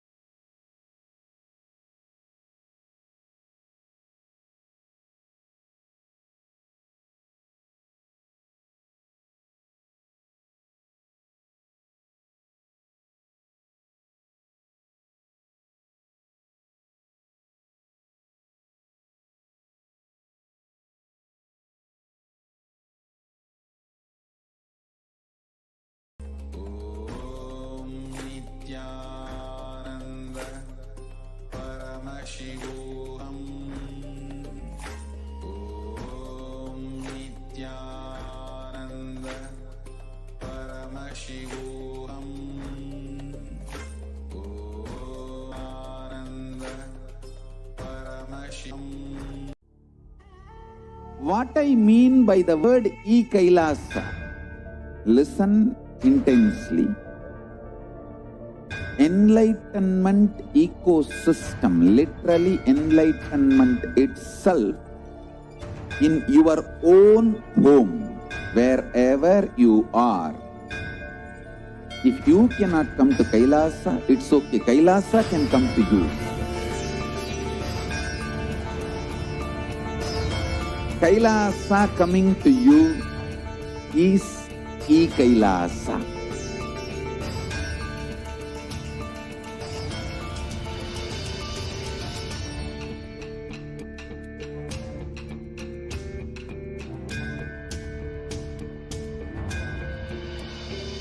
I will revive Hinduism.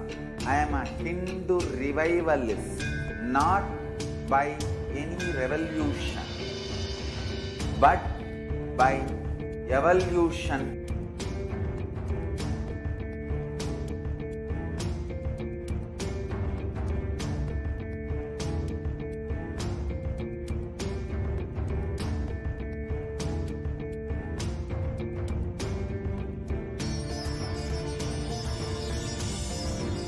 And setting model community.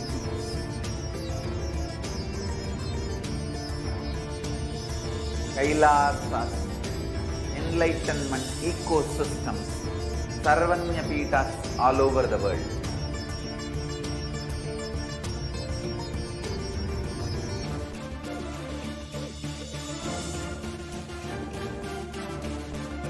All powerful cognition, knowledge, only when you live, power manifestation and possibilities manifestation happens. This is a fundamental truth.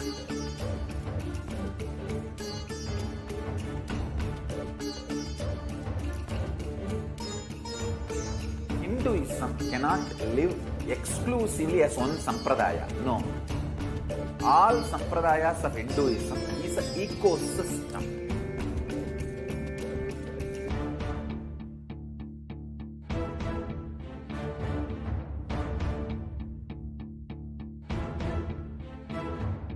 So don't keep quiet thinking that if one sampradaya is attacked, only that sampradaya is going to be affected.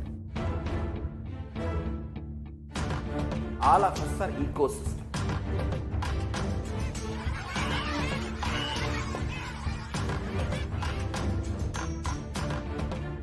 I invite all of you to get involved and enjoy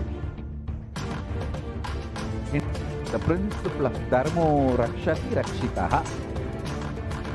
When you protect Dharma, Dharma protects you.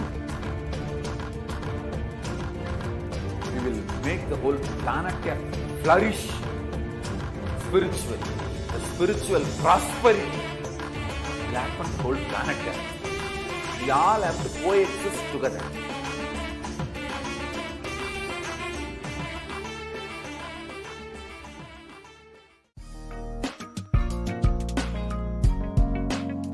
We get you help.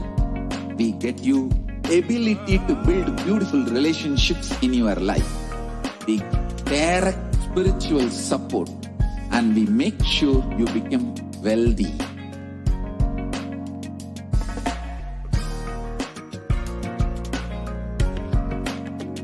We won't stop giving you just good life.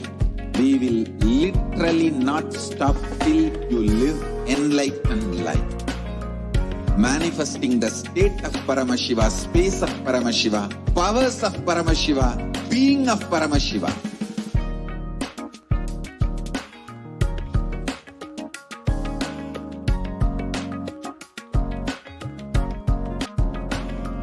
Whole world should become e-Kailasians. I want the whole world to know Hindus have prayed to contribute to the world.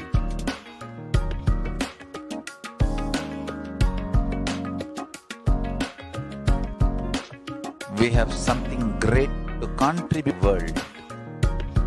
Let us do that.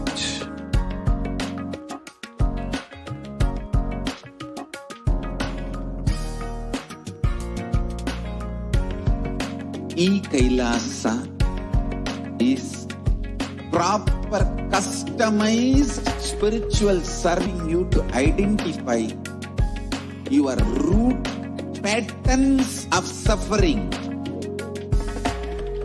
We have perfected the science of helping every individual from every cultural, religious, nationality background.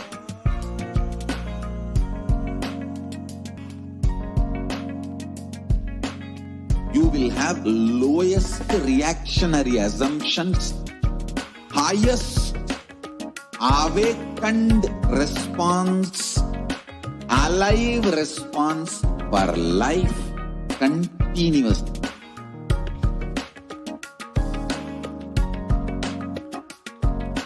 E-Kailasa is enlightenment ecosystem, literally enlightenment itself in your own home, wherever you are.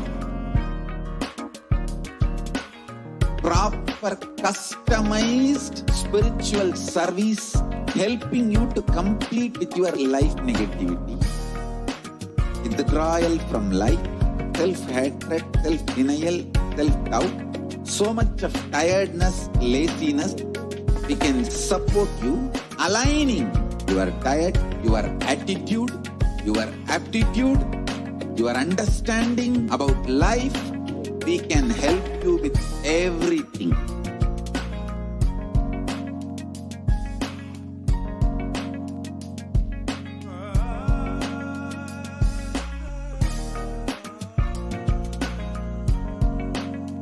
If you are interested in enlightenment, we will immediately bring this to you. If you are not interested, we will explain the whole science, inspire you and make you interested in enlightenment science. We need to cater this enlightenment science to the whole world wherever they are, because enlightenment is the birthright of all human beings. Kailasa is responsible to provide that to all human beings.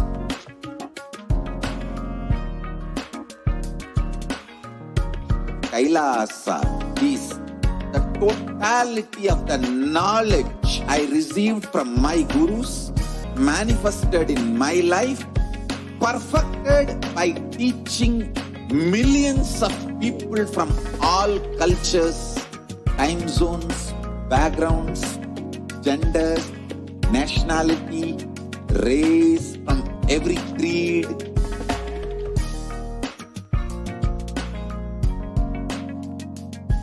So this absolutely perfected knowledge available to you, served to you in your home without even you moving out of your couch, free of cost.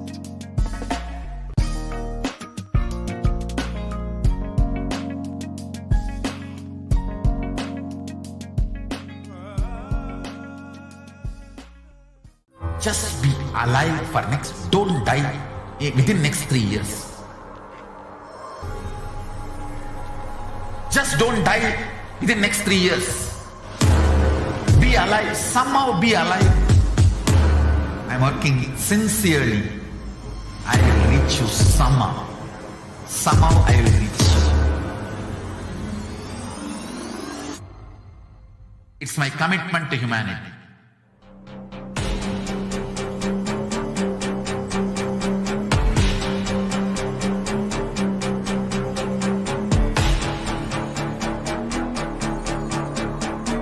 Just don't die within next 3 years.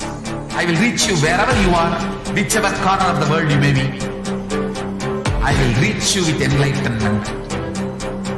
You manifesting the space, state, powers, being Paramashivoham. It is possible, and it is possible for you.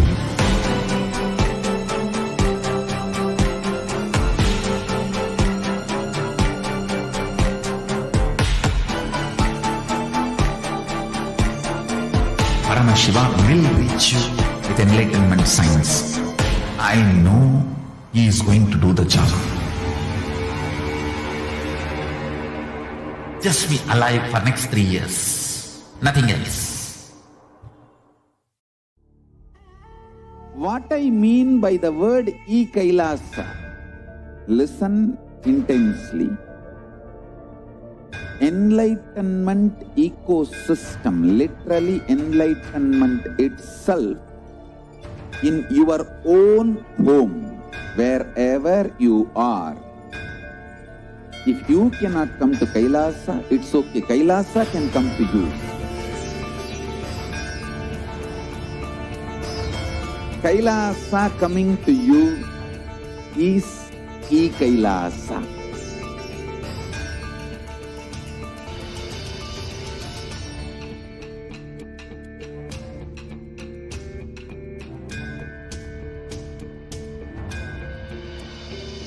I will revive Hinduism.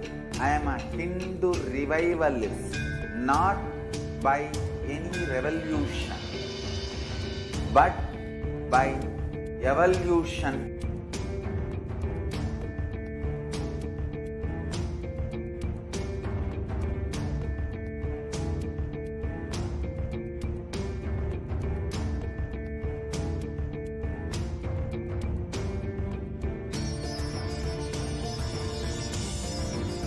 And setting model community.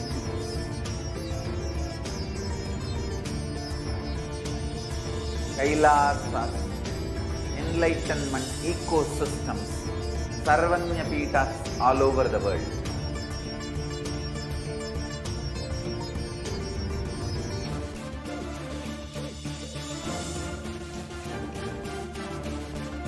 All powerful cognition, knowledge, only when you live, power manifestation and possibilities manifestation happens. It's a fundamental truth.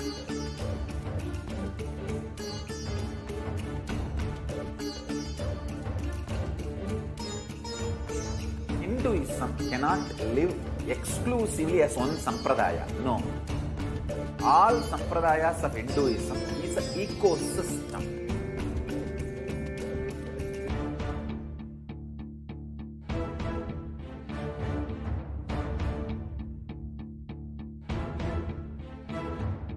So don't keep quiet thinking that if one sampradaya is attacked, only that sampradaya is going to be affected.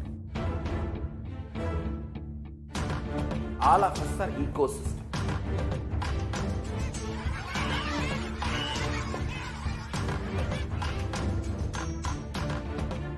I invite all of you to get involved and enjoy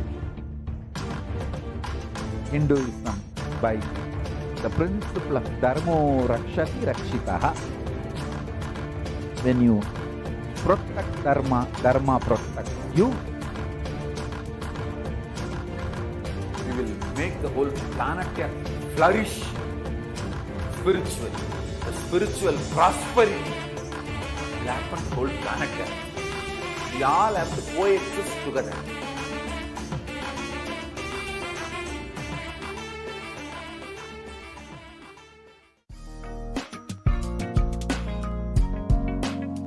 We get you health.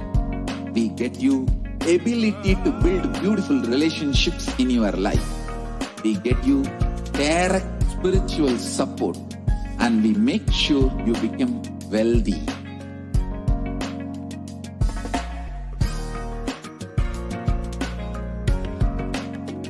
We won't stop giving you just good life.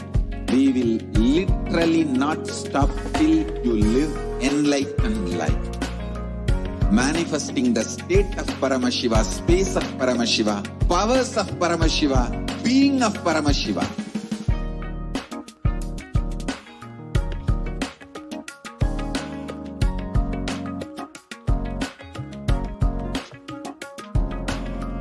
Whole world should become e-Kailasians. I want the whole world to know Hindus have something great to contribute to the world.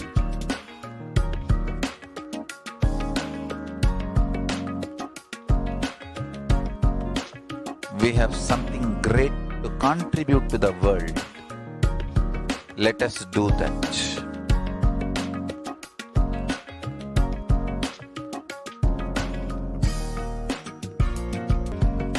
E-Kailasa is proper customized spiritual service helping you to identify your root patterns of suffering.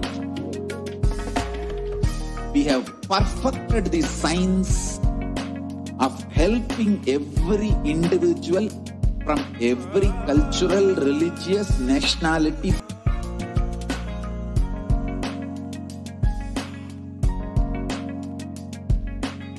You will have lowest reactionary assumptions, highest awakened response, alive response for life continuously.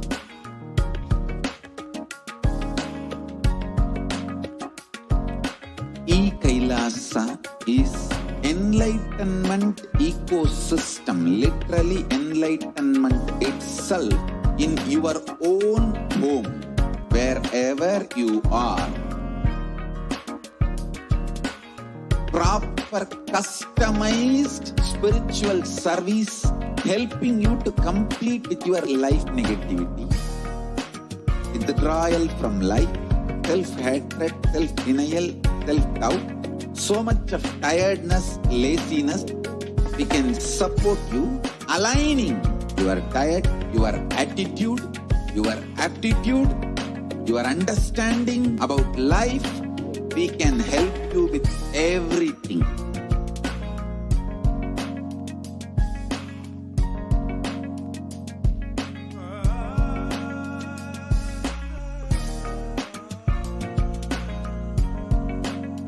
If you are interested in enlightenment, we will immediately bring this to you. If you are not interested, we will explain the whole science, inspire you and make you interested in enlightenment science. We need to cater this enlightenment science to the whole world wherever they are, because enlightenment is the birthright of all human beings. Kailasa is responsible to provide that to all human beings.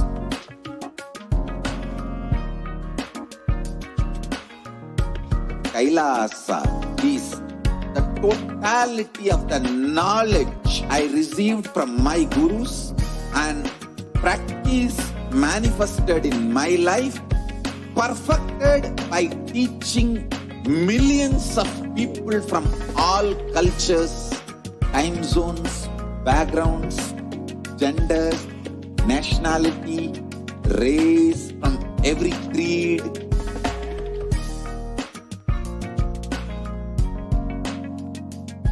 So this absolutely perfected knowledge available to you, served to you in your home without even you moving out of your couch, free of cost.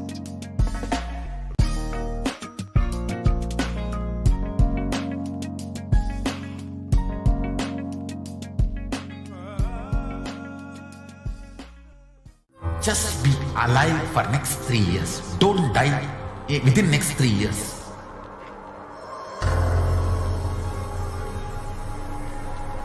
Just don't die within next 3 years. Be alive. Somehow be alive. I'm working sincerely. I will reach you somehow. Somehow I will reach you. It's my commitment to humanity.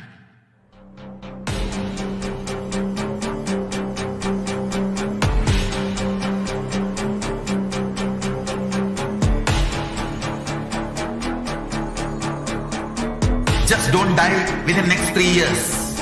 I will reach you wherever you are, whichever corner of the world you may be. I will reach you with enlightenment. You manifesting the space, state, powers, being Paramashivoham. It is possible. and it is possible for you.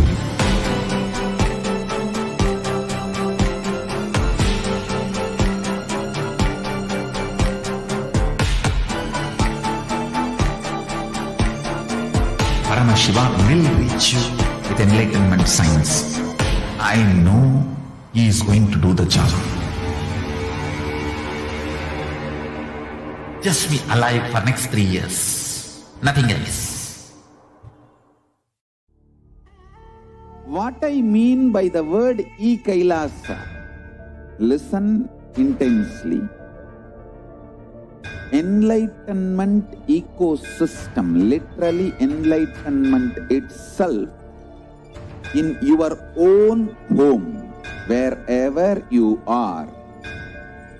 If you cannot come to Kailasa, it's okay. Kailasa can come to you. Kailasa coming to you is e-Kailasa.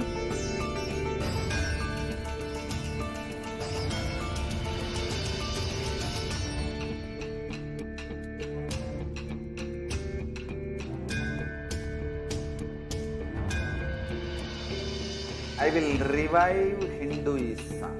I am a Hindu revivalist, not by any revolution, but by evolution.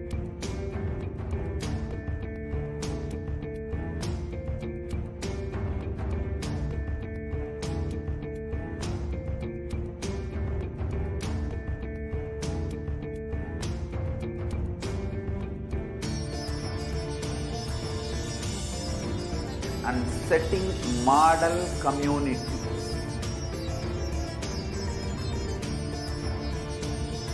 Kailasas, enlightenment ecosystems, Sarvanya Pitas all over the world.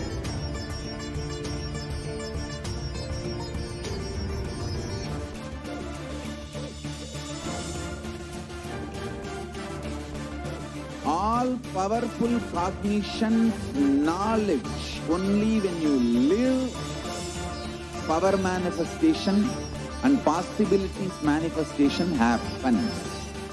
This is a fundamental truth.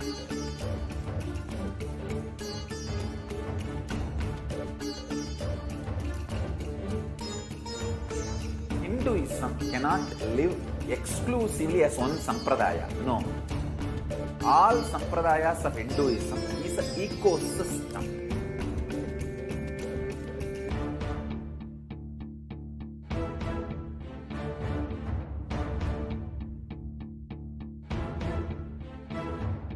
So don't keep quiet thinking that if one sampradaya is attacked, only that sampradaya is going to be affected. All of us are ecosystems.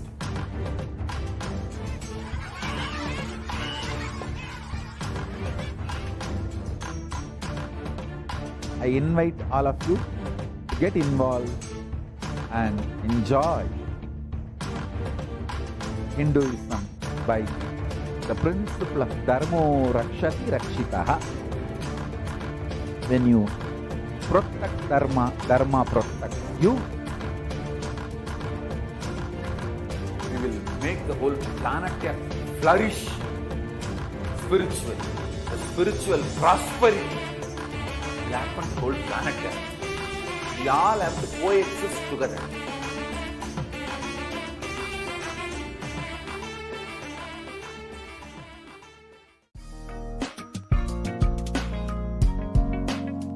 We get you health. We get you ability to build beautiful relationships in your life. We get you direct spirit support, and we make sure you become wealthy.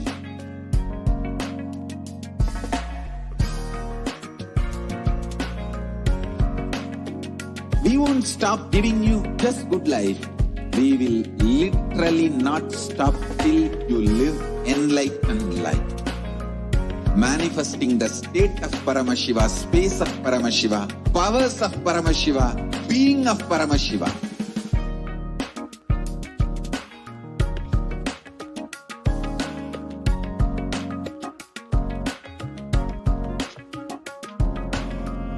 whole world should become e-Kailashians. I want the whole world to know Hindus have something great to contribute to the world.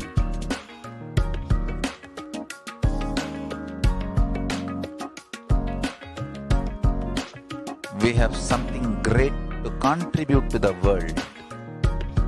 Let us do that.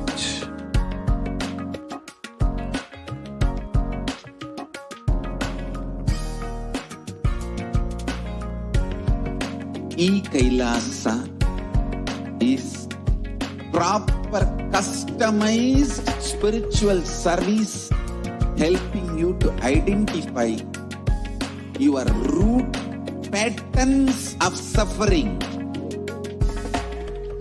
We have Nithyanandam, welcome back, dear viewers. We have a very special, exciting announcement. We will be having the live Bhagavan Sundareshwara Darshan manifesting to the Supreme Concept of Hinduism, 10 p.m. IST. So do stay tuned for that. Now let's understand who is Bhagavan Sundareshwara and how he is manifesting to the Supreme Concept of Hinduism.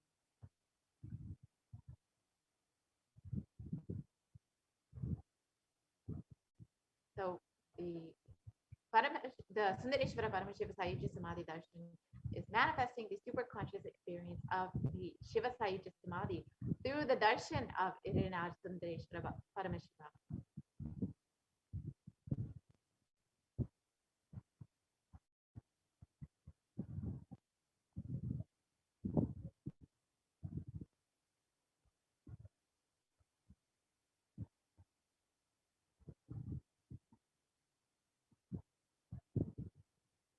So get ready for the rare, unique, powerful initiation into the God equation to make human beings into multi by Bhagavan Sundareshwara Paramashiva.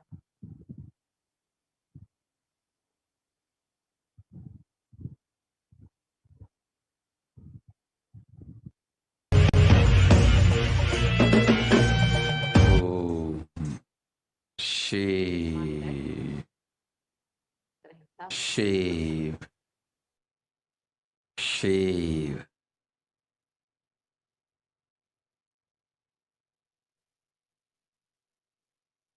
Paramashiva, I will manifest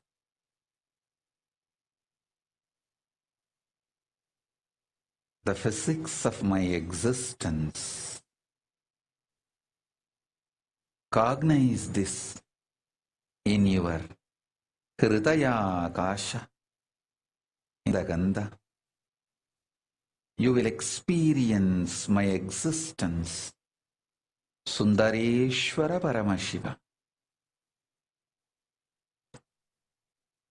The countless, uncountable, by any visualized, assumed mathematics,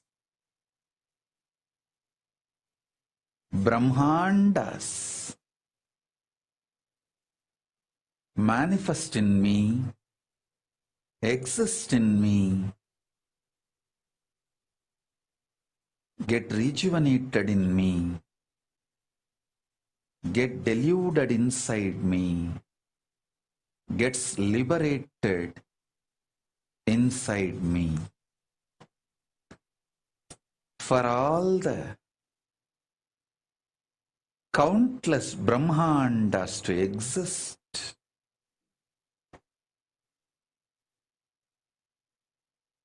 to get created, to get sustained, to get rejuvenated, to get deluded, to get liberated. I am the space.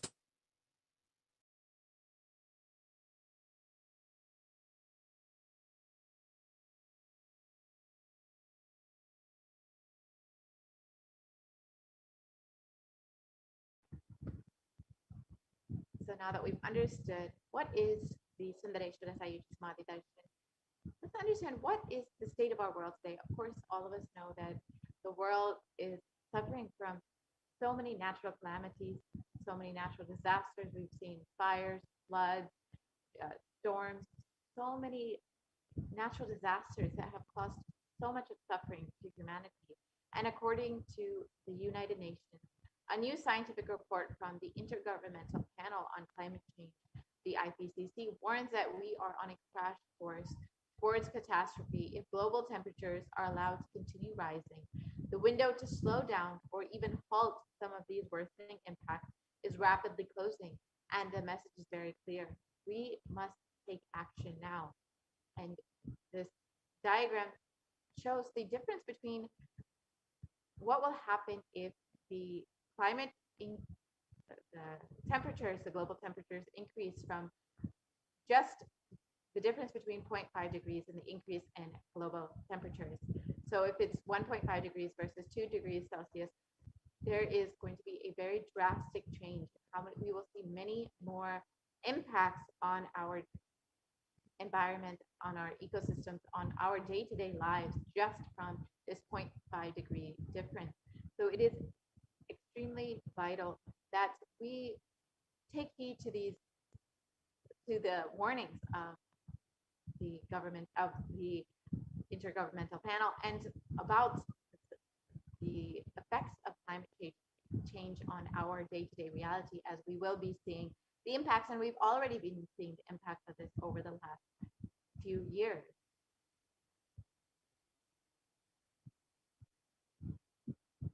So now let us watch a short video.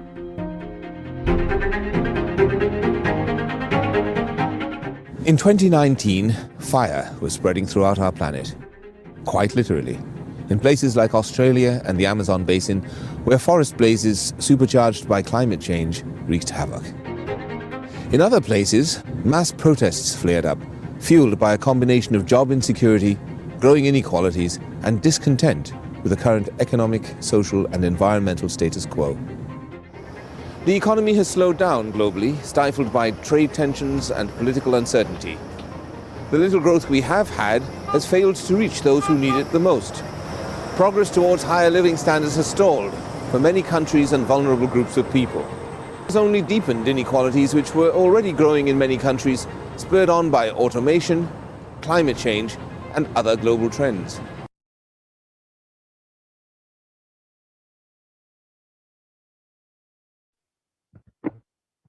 So we've seen how much suffering we've experienced as a humanity over the last few years due to the natural disasters, the global pandemic, and many people falling into poverty, the economic crisis, due to all of these other elements that have brought so much devastation to the world. And we have experienced so much of suffering at this time. And according to the World Health Organization, the total number of cases of COVID-19 is well past 221 million people across the globe. And Healthline.com states that new COVID-19 cases have risen to more than 150,000 per day in the United States. And experts warn that with emerging variants, this could lead to another surge. Despite many attempts to curb the number of infections, the rate of infections, we've not seen a halting in the rate of infections. We've been under for the last 2 years almost, and it does not seem to be slowing down anytime soon.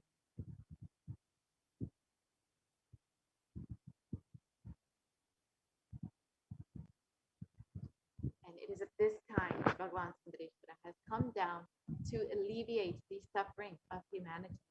HDH Nithyananda Paramashivam is the greatest and most unique manifestation of Paramashiva as a complete being. He assumes the physical, subtle, light bodies as and when he wants, plays with all the physical realities, and corrects, alters, intervenes, influences, changes, adds, removes, deletes anything in the physical plane as and when he likes, without even a reason, just for fun.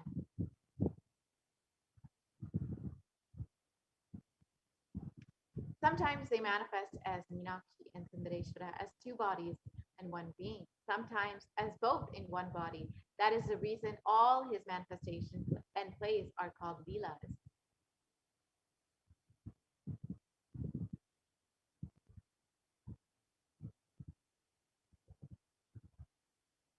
from the Shuddhatvaita Paramashiva Sayujya Samadhi space, Irina Sundareshwara Paramashiva will be manifesting through this supreme manifestation. The Irina Sundareshwara Paramashiva Parambhur will give darshan, bless and shower boons as Leelas again, as he once did in Madurai.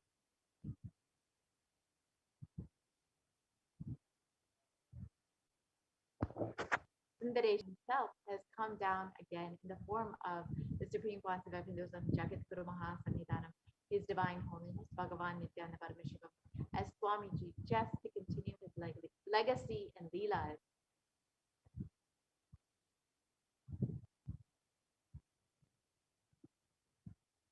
To continue being available to all of us to alleviate the suffering of humanity at this time, and to play his divine Leelas, perform miracles in the lives of his devotees, attend to our prayers, and continue the legacy as the ruler of the whole of Madurai Shamala Pita Sadhyapita, as the 293rd Jagat Guru Mahasannidhanam of and as the Supreme Pontiff of Hinduism, guiding the whole of humanity.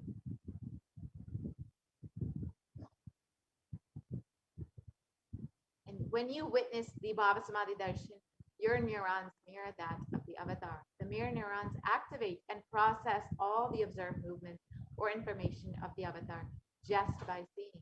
That is, our entire body, silently and without movement, recreates what is happening distances far away, experiencing the superconscious energy radiated by the avatar.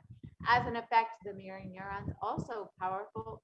All the powerful cognitions and powers of Bhagavan Sundareshwara are mirrored inside of you.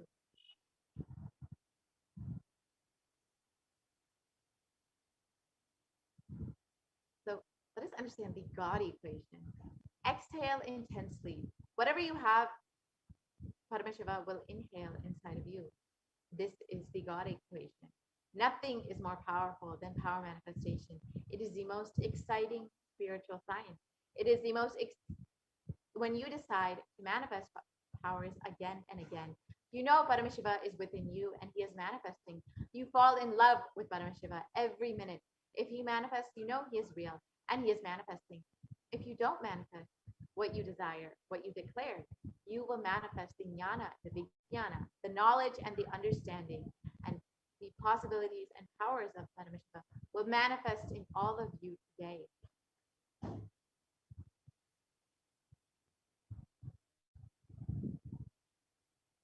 So now, let us understand who is the Supreme Concept of Hinduism, who is manifesting Bhagavan Sundareshwara for each and every one of us to continue all his leelas and legacies once again.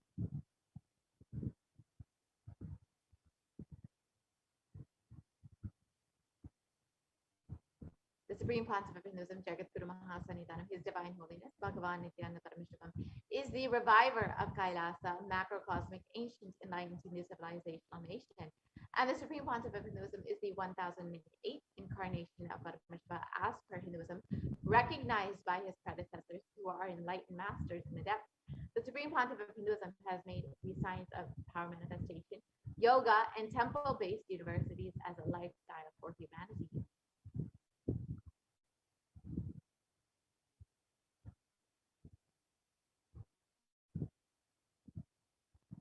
And the Supreme Pontiff of Hinduism has been ordained as the 233rd Guru Mahasannidhanam of the Kanchi Kailasa Sarvagyapitam. We can go to the next slide and see the photos of the Supreme Pontiff of Hinduism being ordained as the 233rd Guru Mahasannidhanam at the very young age of 9. Yes, we can continue to the next slide, please. Yes, so you can see here the Supreme Pontiff of Hinduism being coronated, ordained as the 233rd Guru Mahasannidhanam of the Kanchi Kailasa Sarvagyapitam, the Tonde Mandaladinam, at the ripe age of 9.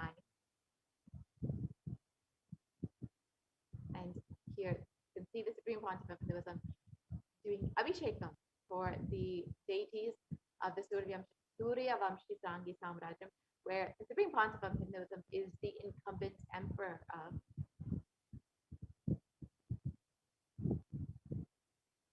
Yeah, you can see the supreme concept of Hinduism being coronated as the incumbent emperor of the Surya Vamshi Tarangi Samrajyam.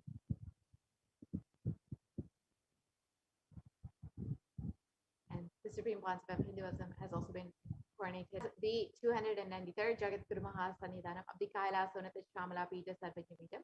Here you can see the photos of the coronation.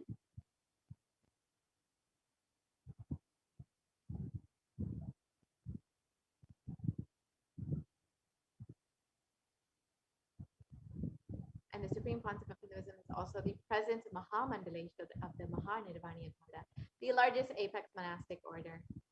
You can see the photos of the supreme concept of Hinduism being coronated as the Mahamandalesha. And the supreme concept of Hinduism is also the 1008th Acharya Mahamandaleshwar of the Atalakada, is the present 23rd Guru Mahasannidhanam of the Dharma Mukti Paragapuradinam, and has been elected as the supreme concept of Hinduism by a congregation of over 1,000 Hindu leaders.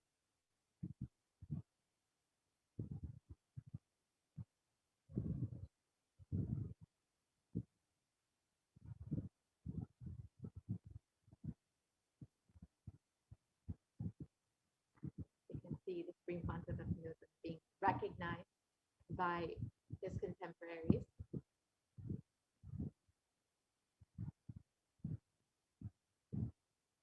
And the supreme concept of Hinduism is revered as the teacher of Hinduism, the most prolific, most viewed, read, and watched, and has authored over 300 books and 10,000 articles in 3 languages, English, Tamil, and Sanskrit, which have been translated into 50 languages with over 1,000 titles.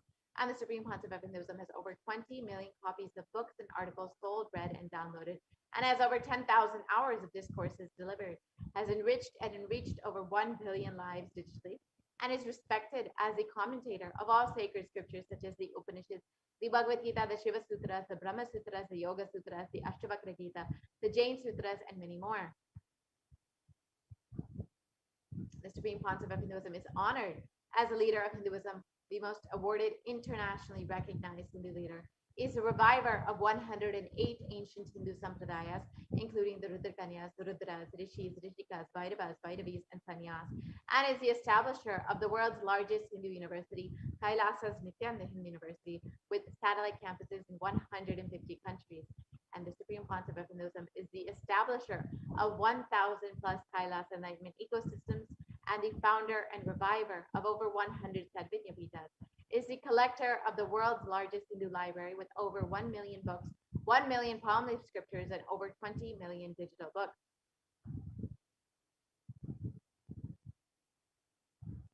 And the supreme concept of Hinduism has established spiritual de facto embassies of Kailasa all across the globe, which include 22 Hindu universities, 186 extended campuses of NHU, 242 Nithyananda Gurukuls, 22 Nithyananda Nyanalayas, 38 temple monastery complexes, 2,100, more than 2,100 Paramashivoham shakas, over 1,800 youth centers, 19 kingdoms or Sarvajnapitas, 25 e-Kailasas, over 1,800 ASB centers, 120 temples, over 5,300 healing centers, 22 food banks, 12 animal shelters, 34 satsang temples, 418 Paduka mandirs, and over 2,100 satsang centers. And each of these spiritual de facto embassies act as enlightenment ecosystems to nurture the science of enlightenment and share it with the world, especially at this time when the world is in need of the sciences, the spiritual truths from Hinduism.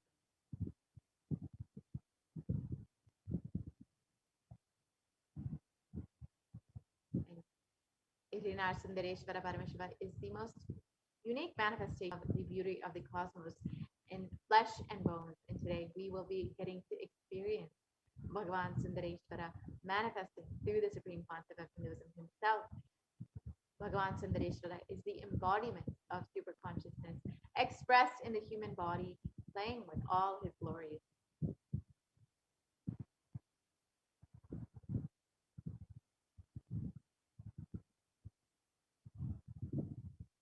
Bhagavan Sundareshwara is the greatest, most unique, and most complete manifestation of Paramashiva.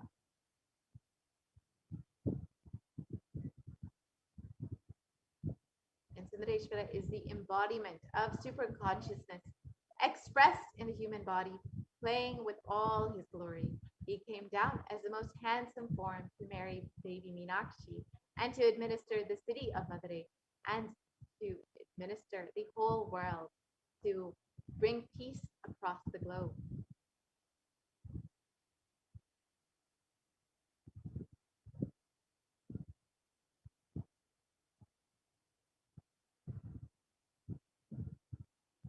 And to ensure this tradition of living masters continues on to elevate the humanity for millennia, Bhagavan Sundareshwara and Devi Meenakshi enthroned their direct representatives and their divine energies in the form of the continuing lineage of living masters, the Guru Mahasannidhanams, with the responsibility to train and groom the kings in Indian constitution and governance, acting as regents. They also performed the spiritual initiations on the kings and the citizens of the kingdom, imparting the enlightenment science to them. And of course, the lineage began with Devi Meenakshi and Bhagavan Sundareshwara and has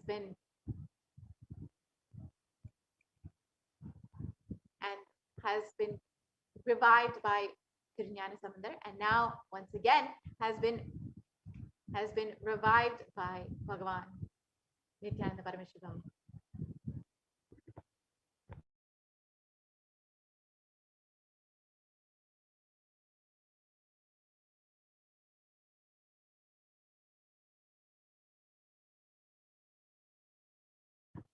Sorry, we can go back to the previous slide, please. Yes, we can go back to the previous slide, please.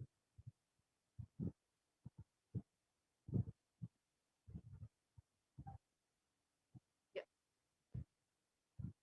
Yeah, we can continue to the next slide. Sorry. And this supreme discipline of Adi Shaiva tradition has been coming down through the continuous lineage of Guru disciple, the Adi Shaiva Guru Parampara.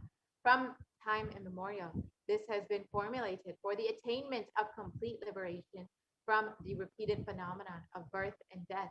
This is the supreme in its kind and concerned with the ultimate benefit of all the souls.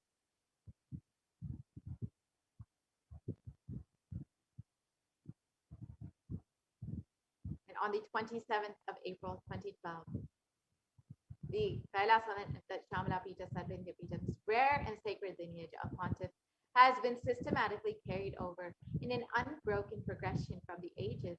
The chosen emissaries of Bhagavan Paramashiva and Devi Meenakshi, the Guru Mahasannidhanams of Kailasana Shamala Pita Sarvindya Pita, are the direct representatives of the cosmos.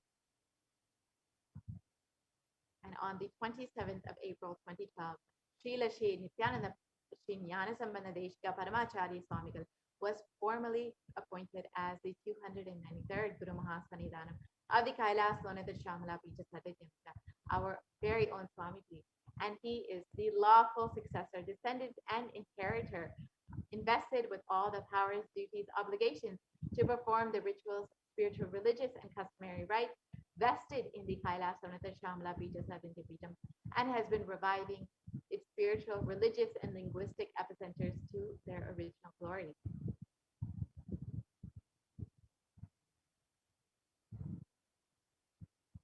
So now let us watch a short history. The ancient temple town of Madurai in southern India boasts of a 2,500-year-old history of spirituality.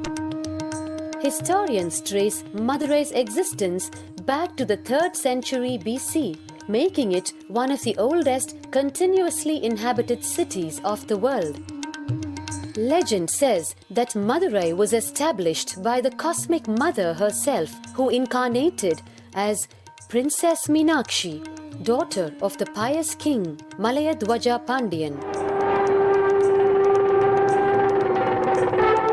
An able queen and a fearless warrior, Meenakshi expanded her empire right up to Kailash in current China. But when she came face to face with the Lord of Kailash, Shiva himself, she recognized him as her eternal consort and dropped her arms to become Shiva's companion for life. Along with Shiva, also known as Sundareshwara or the beautiful Lord, Meenakshi reigned over her kingdom for a glorious 166 years. In course of time, with the rise of Jainism as a religious force, Madurai too fell to its powerful influence and Shaivism all but vanished from the sacred kingdom where Shiva himself had once walked the earth.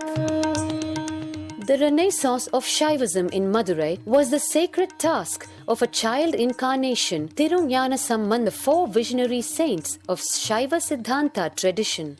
The story goes that as a baby, Tirunjana Sambandar was once nourished by the milk of enlightenment from the cosmic mother herself. This child prodigy arrived in Madurai to effortlessly defeat the learned Jain monks with his wisdom, healing powers, and spiritual prowess, and restored Madurai to her beloved religion, Shaivism, by reviving the ancient Madurai Adinam and the Meenakshi temple, which had fallen to desolate ruin. Madurai Adinam is today the world's oldest living Hindu organization, with a recorded history alone spanning a glorious 1,500 years and an unbroken lineage of illustrious pontiffs to this very day. Over the centuries, Madurai Adinam has been patronized by the likes of Tipu Sultan, Robert Nobili, and the poet saint Vallalar. The pontiff of the Madurai Adinam is known by the title Guru Mahasannidhanam and inherits the responsibility of carrying forward the traditions of Tirunjana Sambandar's sacred work.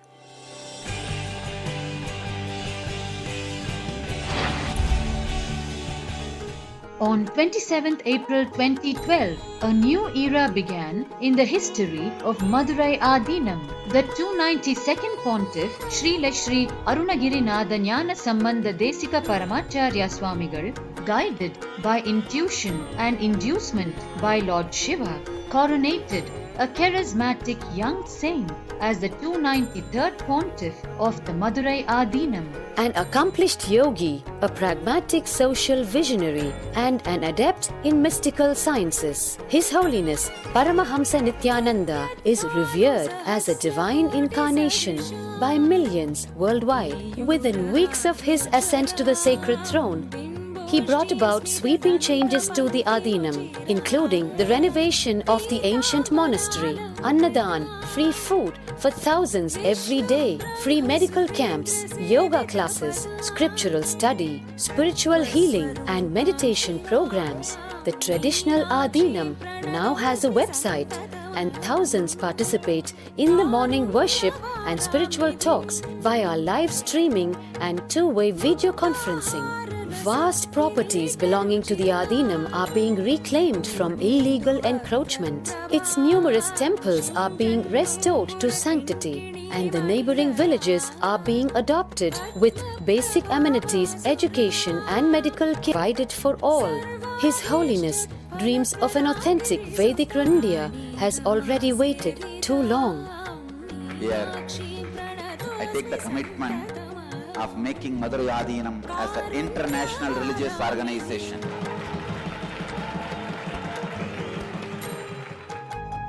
We will fulfill all the responsibilities of Madurai Adinam, make Hindu tradition, Saiva tradition alive, revived, lived, celebrated all over the world.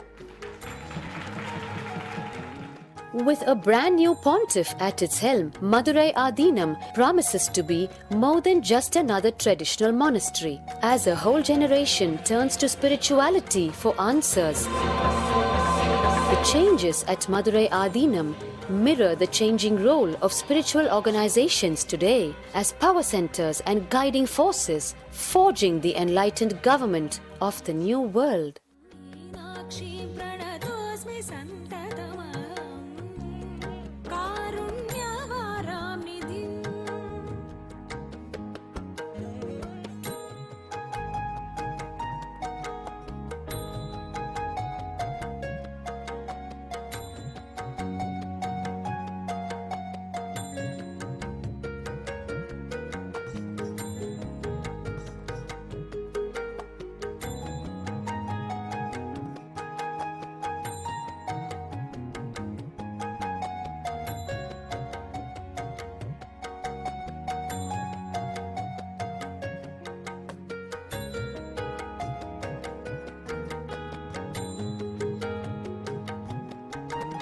श्रीविद्यां शिववामभागनिलया ह्रीङ्कारमन्त्रोज्ज्वला श्रीचक्राङ्कितबिम्ब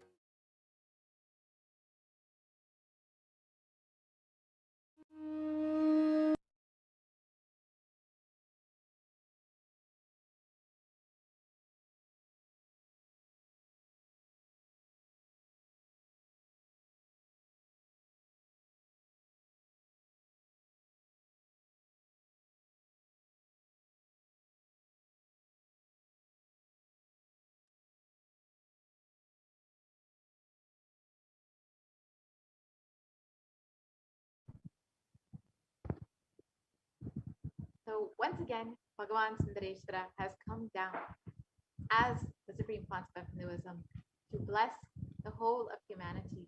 For us, Bhagavan Sundareshwara is not a history, he is a happening.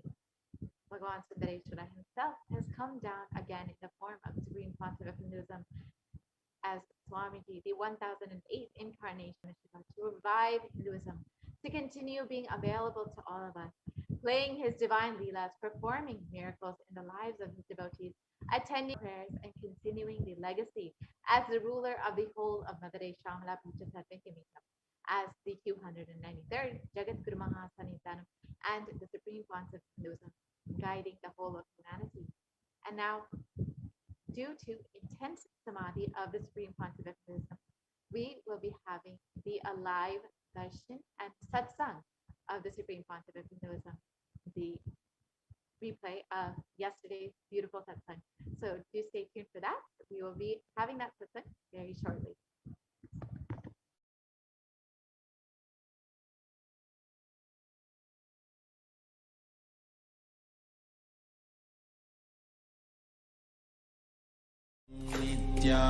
Nithyananda Paramashivoham. Om Nithyananda Paramashivoham. Om Nithyananda Paramashivoham. Om Nithyananda Paramashivoham. Om Nithyananda Paramashivoham. Om Nithyananda Paramashivoham. Om Nithyananda Paramashivoham.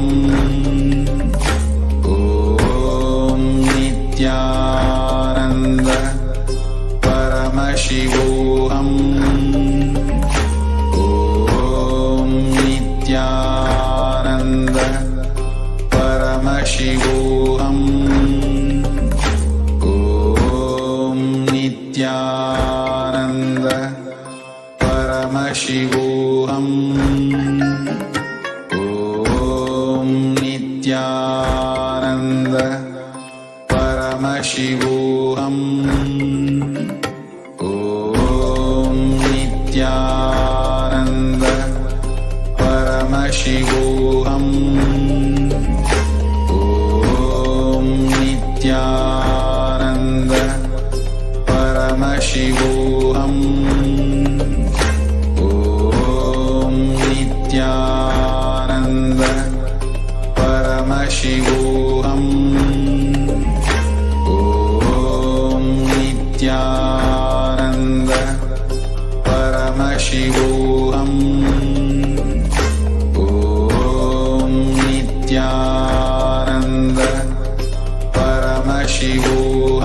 Paramashivoham.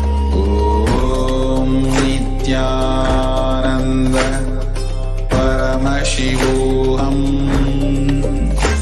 Om Nithyananda Paramashivoham. Om Nithyananda Paramashivoham.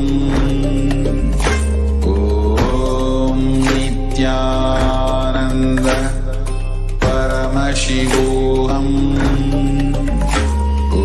Om Nithyananda Paramashivoham.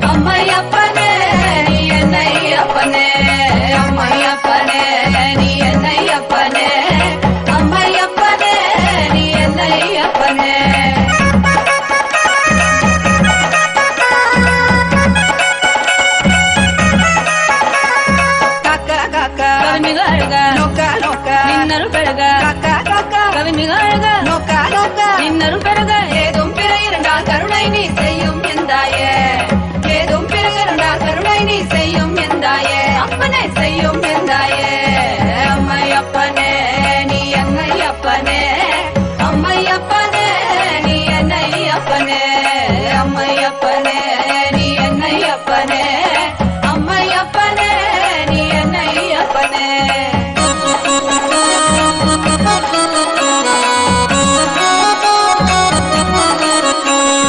மக்களுக்காக மறுபடியும் நீ அவதரித்தானே மக்களுக்காக மறுபடியும் நீ அவதரித்தானே என்னை அம்மையப்பனே அம்மையப்பனே நீ என்னை அப்பனே அம்மையப்பனே நீ என்னை அப்பனே அம்மையப்பனே நீ என்னை அப்பனே அம்மையப்பனே நீ என்னை அப்பனே அம்மையப்பனே நீ என்னை அப்பனே அம்மையப்பனே நீ என்னை அப்பனே நீ என்னை அப்பனே அம்மையப்பனே நீ என்னை அப்பனே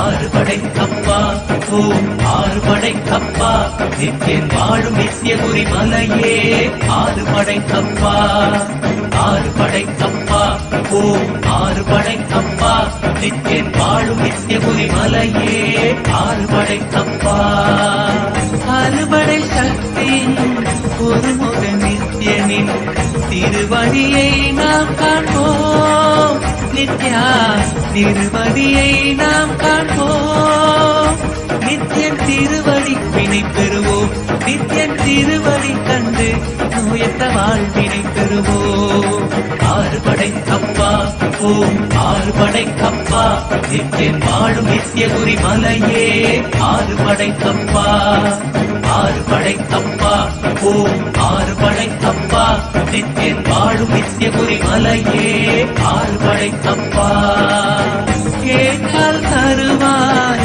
வந்தால் அருள்வாய் நித்தியபுரி நித்யா நித்யா நித்தியபுரி நித்யா நித்தியன் பாதம் கண்டு சகல செல்வமும் பெறுவோம் நித்தியன் பாதம் கண்டு சகல செல்வமும் பெறுவோம் ஆறுபடைக்கப்பா ஓம் ஆறுபடைக்கப்பா நித்தியன் வாழும் நித்தியபுரி மலையே ஆறுபடைக்கப்பா ஆறுபடைக்கப்பா ஓம் ஆறுபடைக்கப்பா நித்தியன் வாழும் நித்தியபுரி மலையே ஆறுபடைக்கப்பா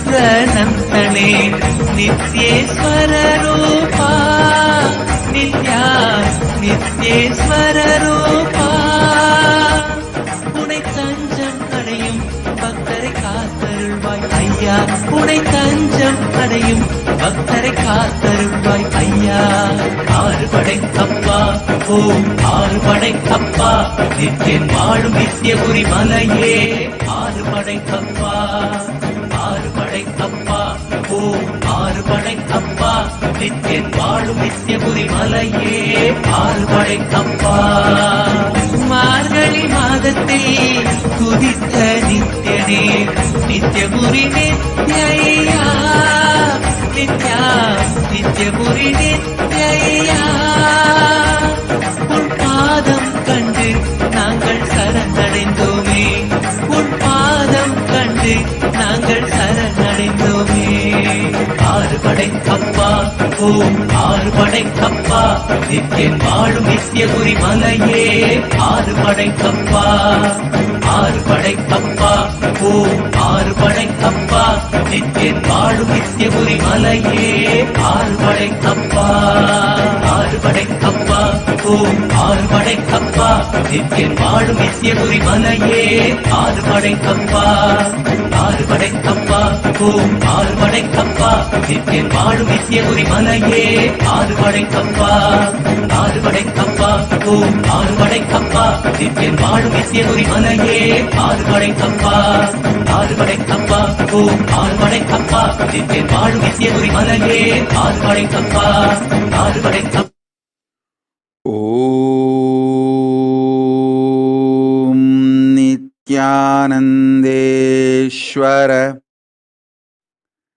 பரமசிவசமாரம்பாம் நித்யானந்தேஸ்வரி பரமசக்தி மத்யமாம் अस्मदाचार्यपर्यन्ताम् वन्दे गुरुपरम्पराम्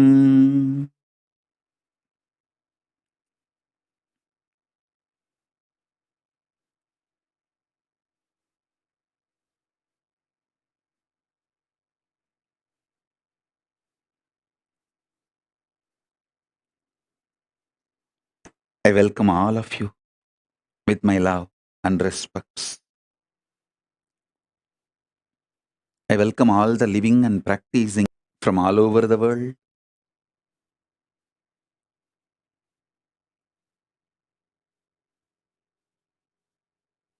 All the ministers, diplomats, ambassadors, citizens, consulate generals, Mantreshwaras, Vidyeshwaras, Ganeshwaras, Lokeshwaras, Astreshwaras, I welcome all of you with my love and blessings. Paramashiva's message directly from Kailasa.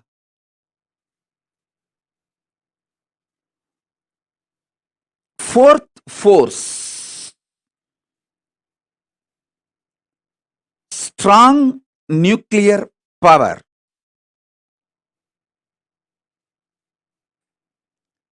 is the extension and inclusive of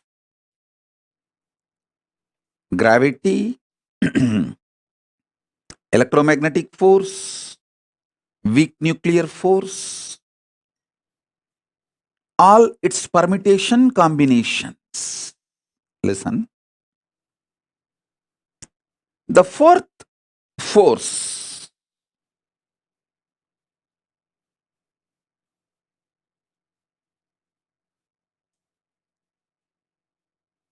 is not only extension, it includes all the other three. I wanted to remind all of you once more, Hinduism is cosmic science. It teaches you the whole life. மண்ணில் நல்லவண்ணம் வாழலாம், விண்ணில் நல்லவண்ணம் உறையலாம்.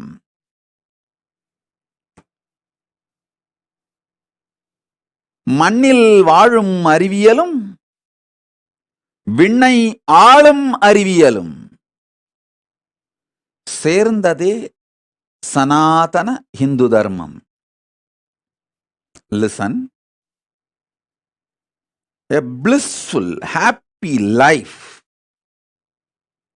with all the auspiciousness in this plane and the most auspicious, beautiful, powerful life in the higher planes. Hinduism teaches you the science of this. It's a cosmic science. Feel pride and feel blessed. You are born Hindu and are practicing Hindu. You have been given this powerful knowledge. You are the inheritors of this great powerful knowledge. One of the worst crime done to humanity is teaching humanity that you have only one life. No. Listen to this carefully. Listen to this carefully.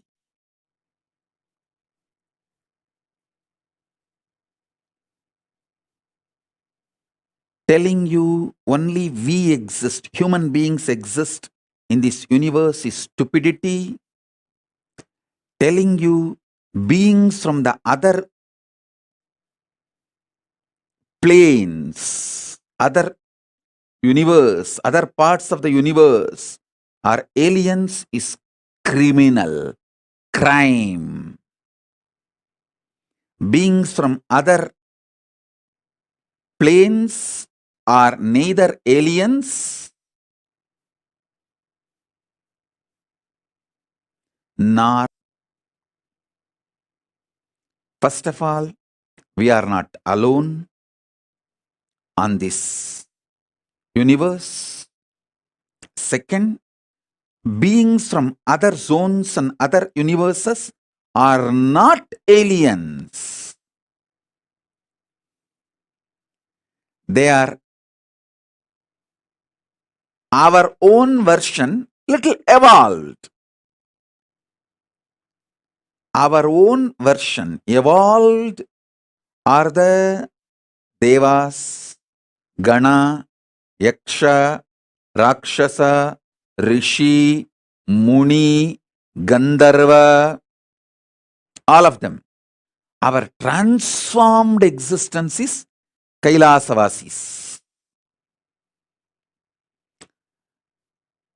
I am not telling you any cock and bull stories. I am not giving you any theories, theologies.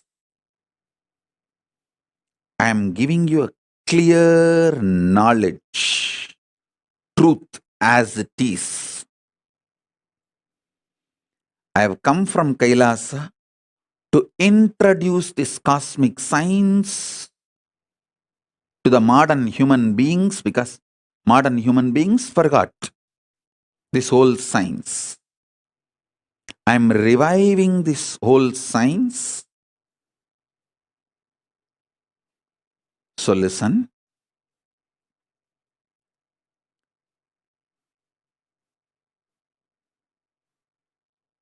Last few satsangs I was talking about these four forces.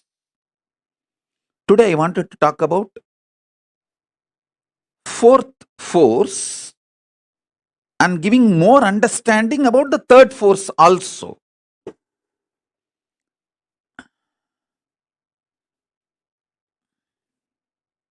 Everything you know about the nuclear power, quantum physics, parallel universe, everything which is established, this multiple existence, all of it put together is third force.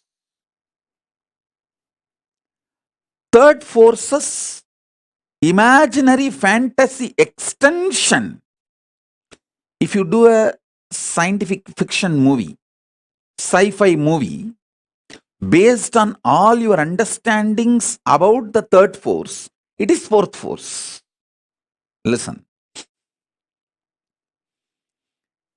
Till now, human beings have not decoded the fourth force in a concrete way, but the fourth force is all possibility of third force. Because it is all possibility of the third force, any science fiction movie you develop based on anything you know about the third force is a reality in the fourth force. Listen to that. I'm repeating. Any fantasy imagination you develop centered on the principles you know about the third force is part of the fourth force. Because the fourth force is everything you can imagine as an extension, transformation, multiplication of the third force and more.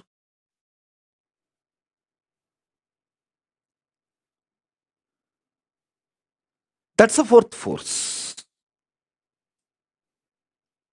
Let me give you some more understanding about the third force. Listen. Multiple universes, planes exist. That's the first thing. Pitruloka is true.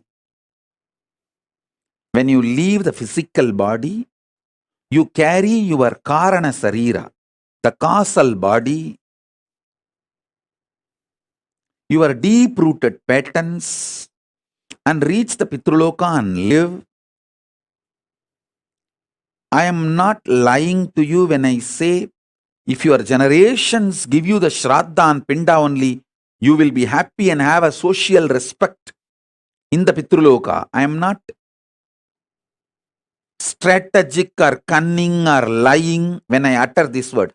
I am uttering the truth. It's not that I wanted the Hinduism to spread and kept alive, so I am telling you this story. If Hinduism is not kept alive, planet Earth will not be there. Get lost. I have nothing to lose. I already renounced the planet Earth. I am in Kailasa. If you guys want the planet Earth, save it.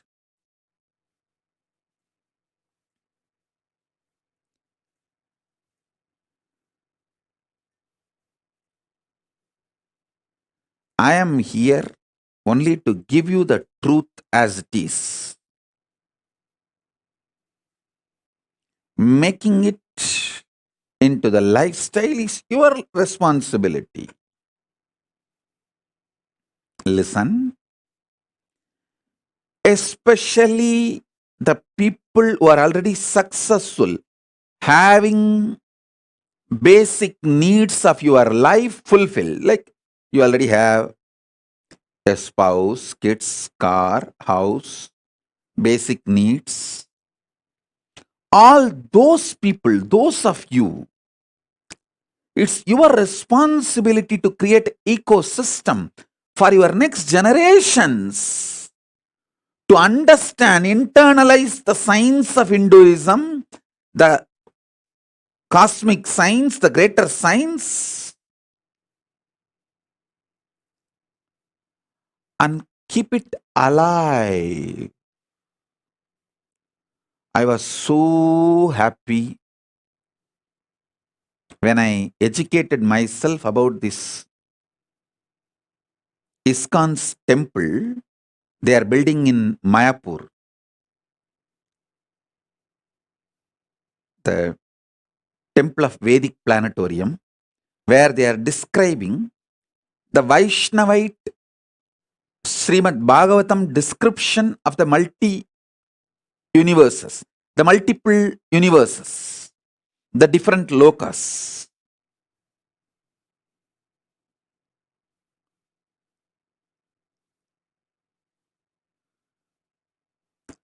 It's a Vaishnavite version. It's a Bhagavatam version. But I am so happy that they have attempted to make people understand about the existence of the multiple universes, the vertical time zones. Surely, I'll be giving the Vedic Agamic version of the multiple universes and building a temple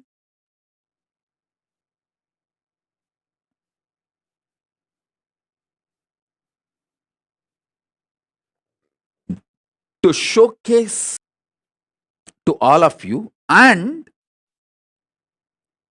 show you experientially how initiation and power manifestation, you can experience those vertical time zones. Like Devaloka, Pitruloka, Tapoloka, Satyaloka, the lokas of Yakshas, Kuberaloka, Indraloka, Chandraloka, Suryaloka, the different planets and planes.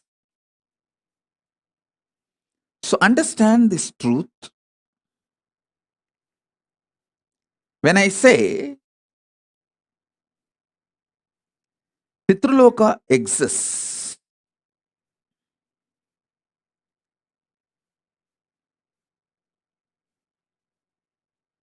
it is true.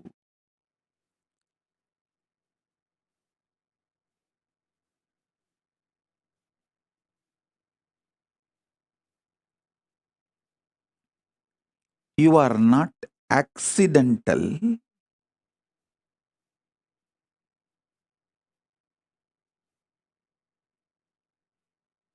Evolution of some biological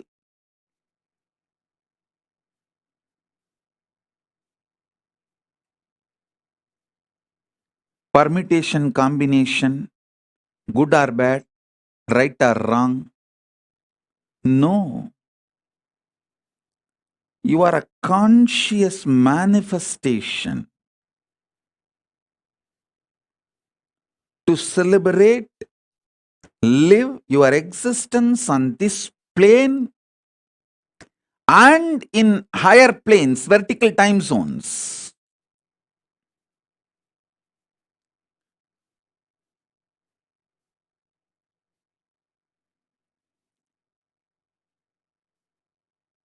I am giving you the truth and my vision to create an ecosystem where this truth can be lived and celebrated. This is my sincere effort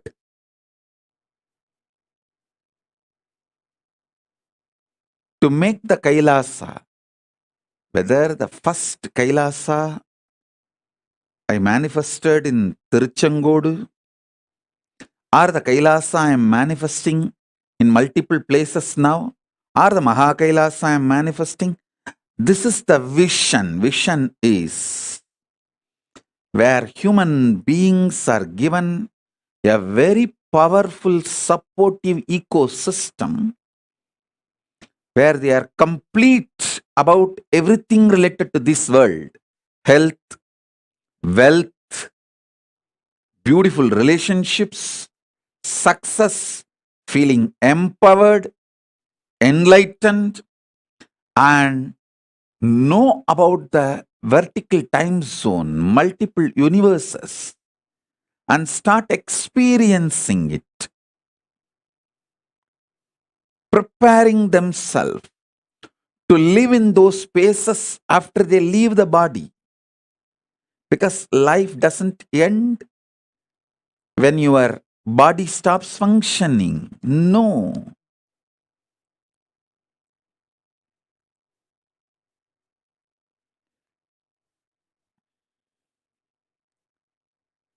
Life is so much more.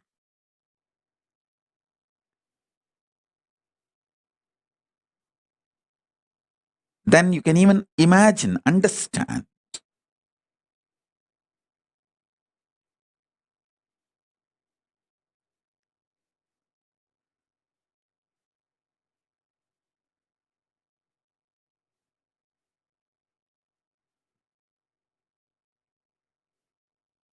Theosophy Society,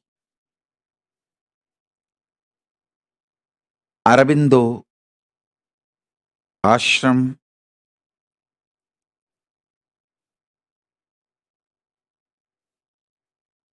Paramahamsa Yogananda, Osho, Maharshi ISKCON, Ramakrishna Mission, Sampradaya, all of them have sincerely trying to make the same vision in their own version.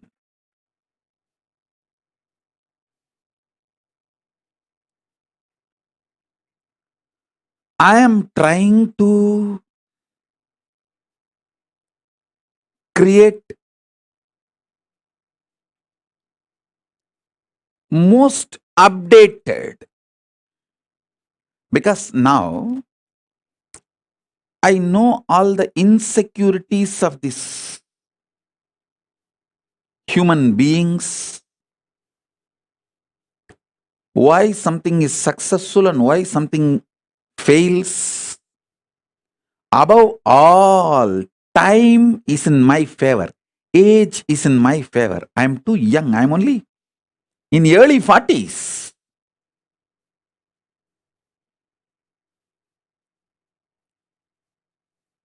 Whole life is in front of me. Already I have 41 Chaturmasya spiritual strength, 27 years of a spiritual socio experiences, working in the spiritual field with the society, 27 years of solid experience and expertise, years of Chaturmasya, solid spiritual foundation, and I have my whole life ahead of me. This is the advantage I have. Let me express these truths so this vision can start manifesting in all of you. This third force and fourth force manifests in all of you. This is my vision for all my Kailasas.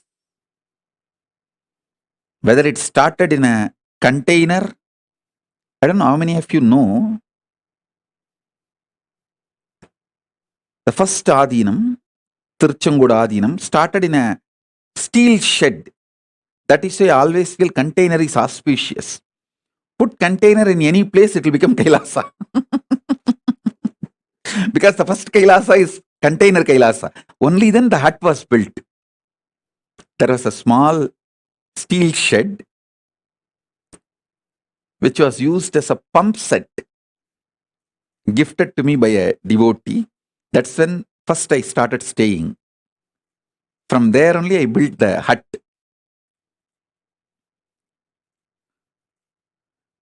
So that is why even now, anywhere people give me, donate property, I tell them first put a container, plant a container, start container Kailasa. From there it will evolve. From container Kailasa to uncontainable Kailasa. The vision is same. Where we program for human beings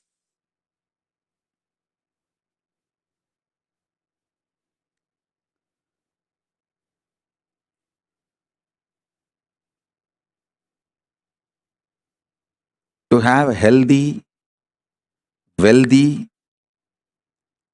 blissful, complete life in this plane and enlightened, awakened life with the higher zones.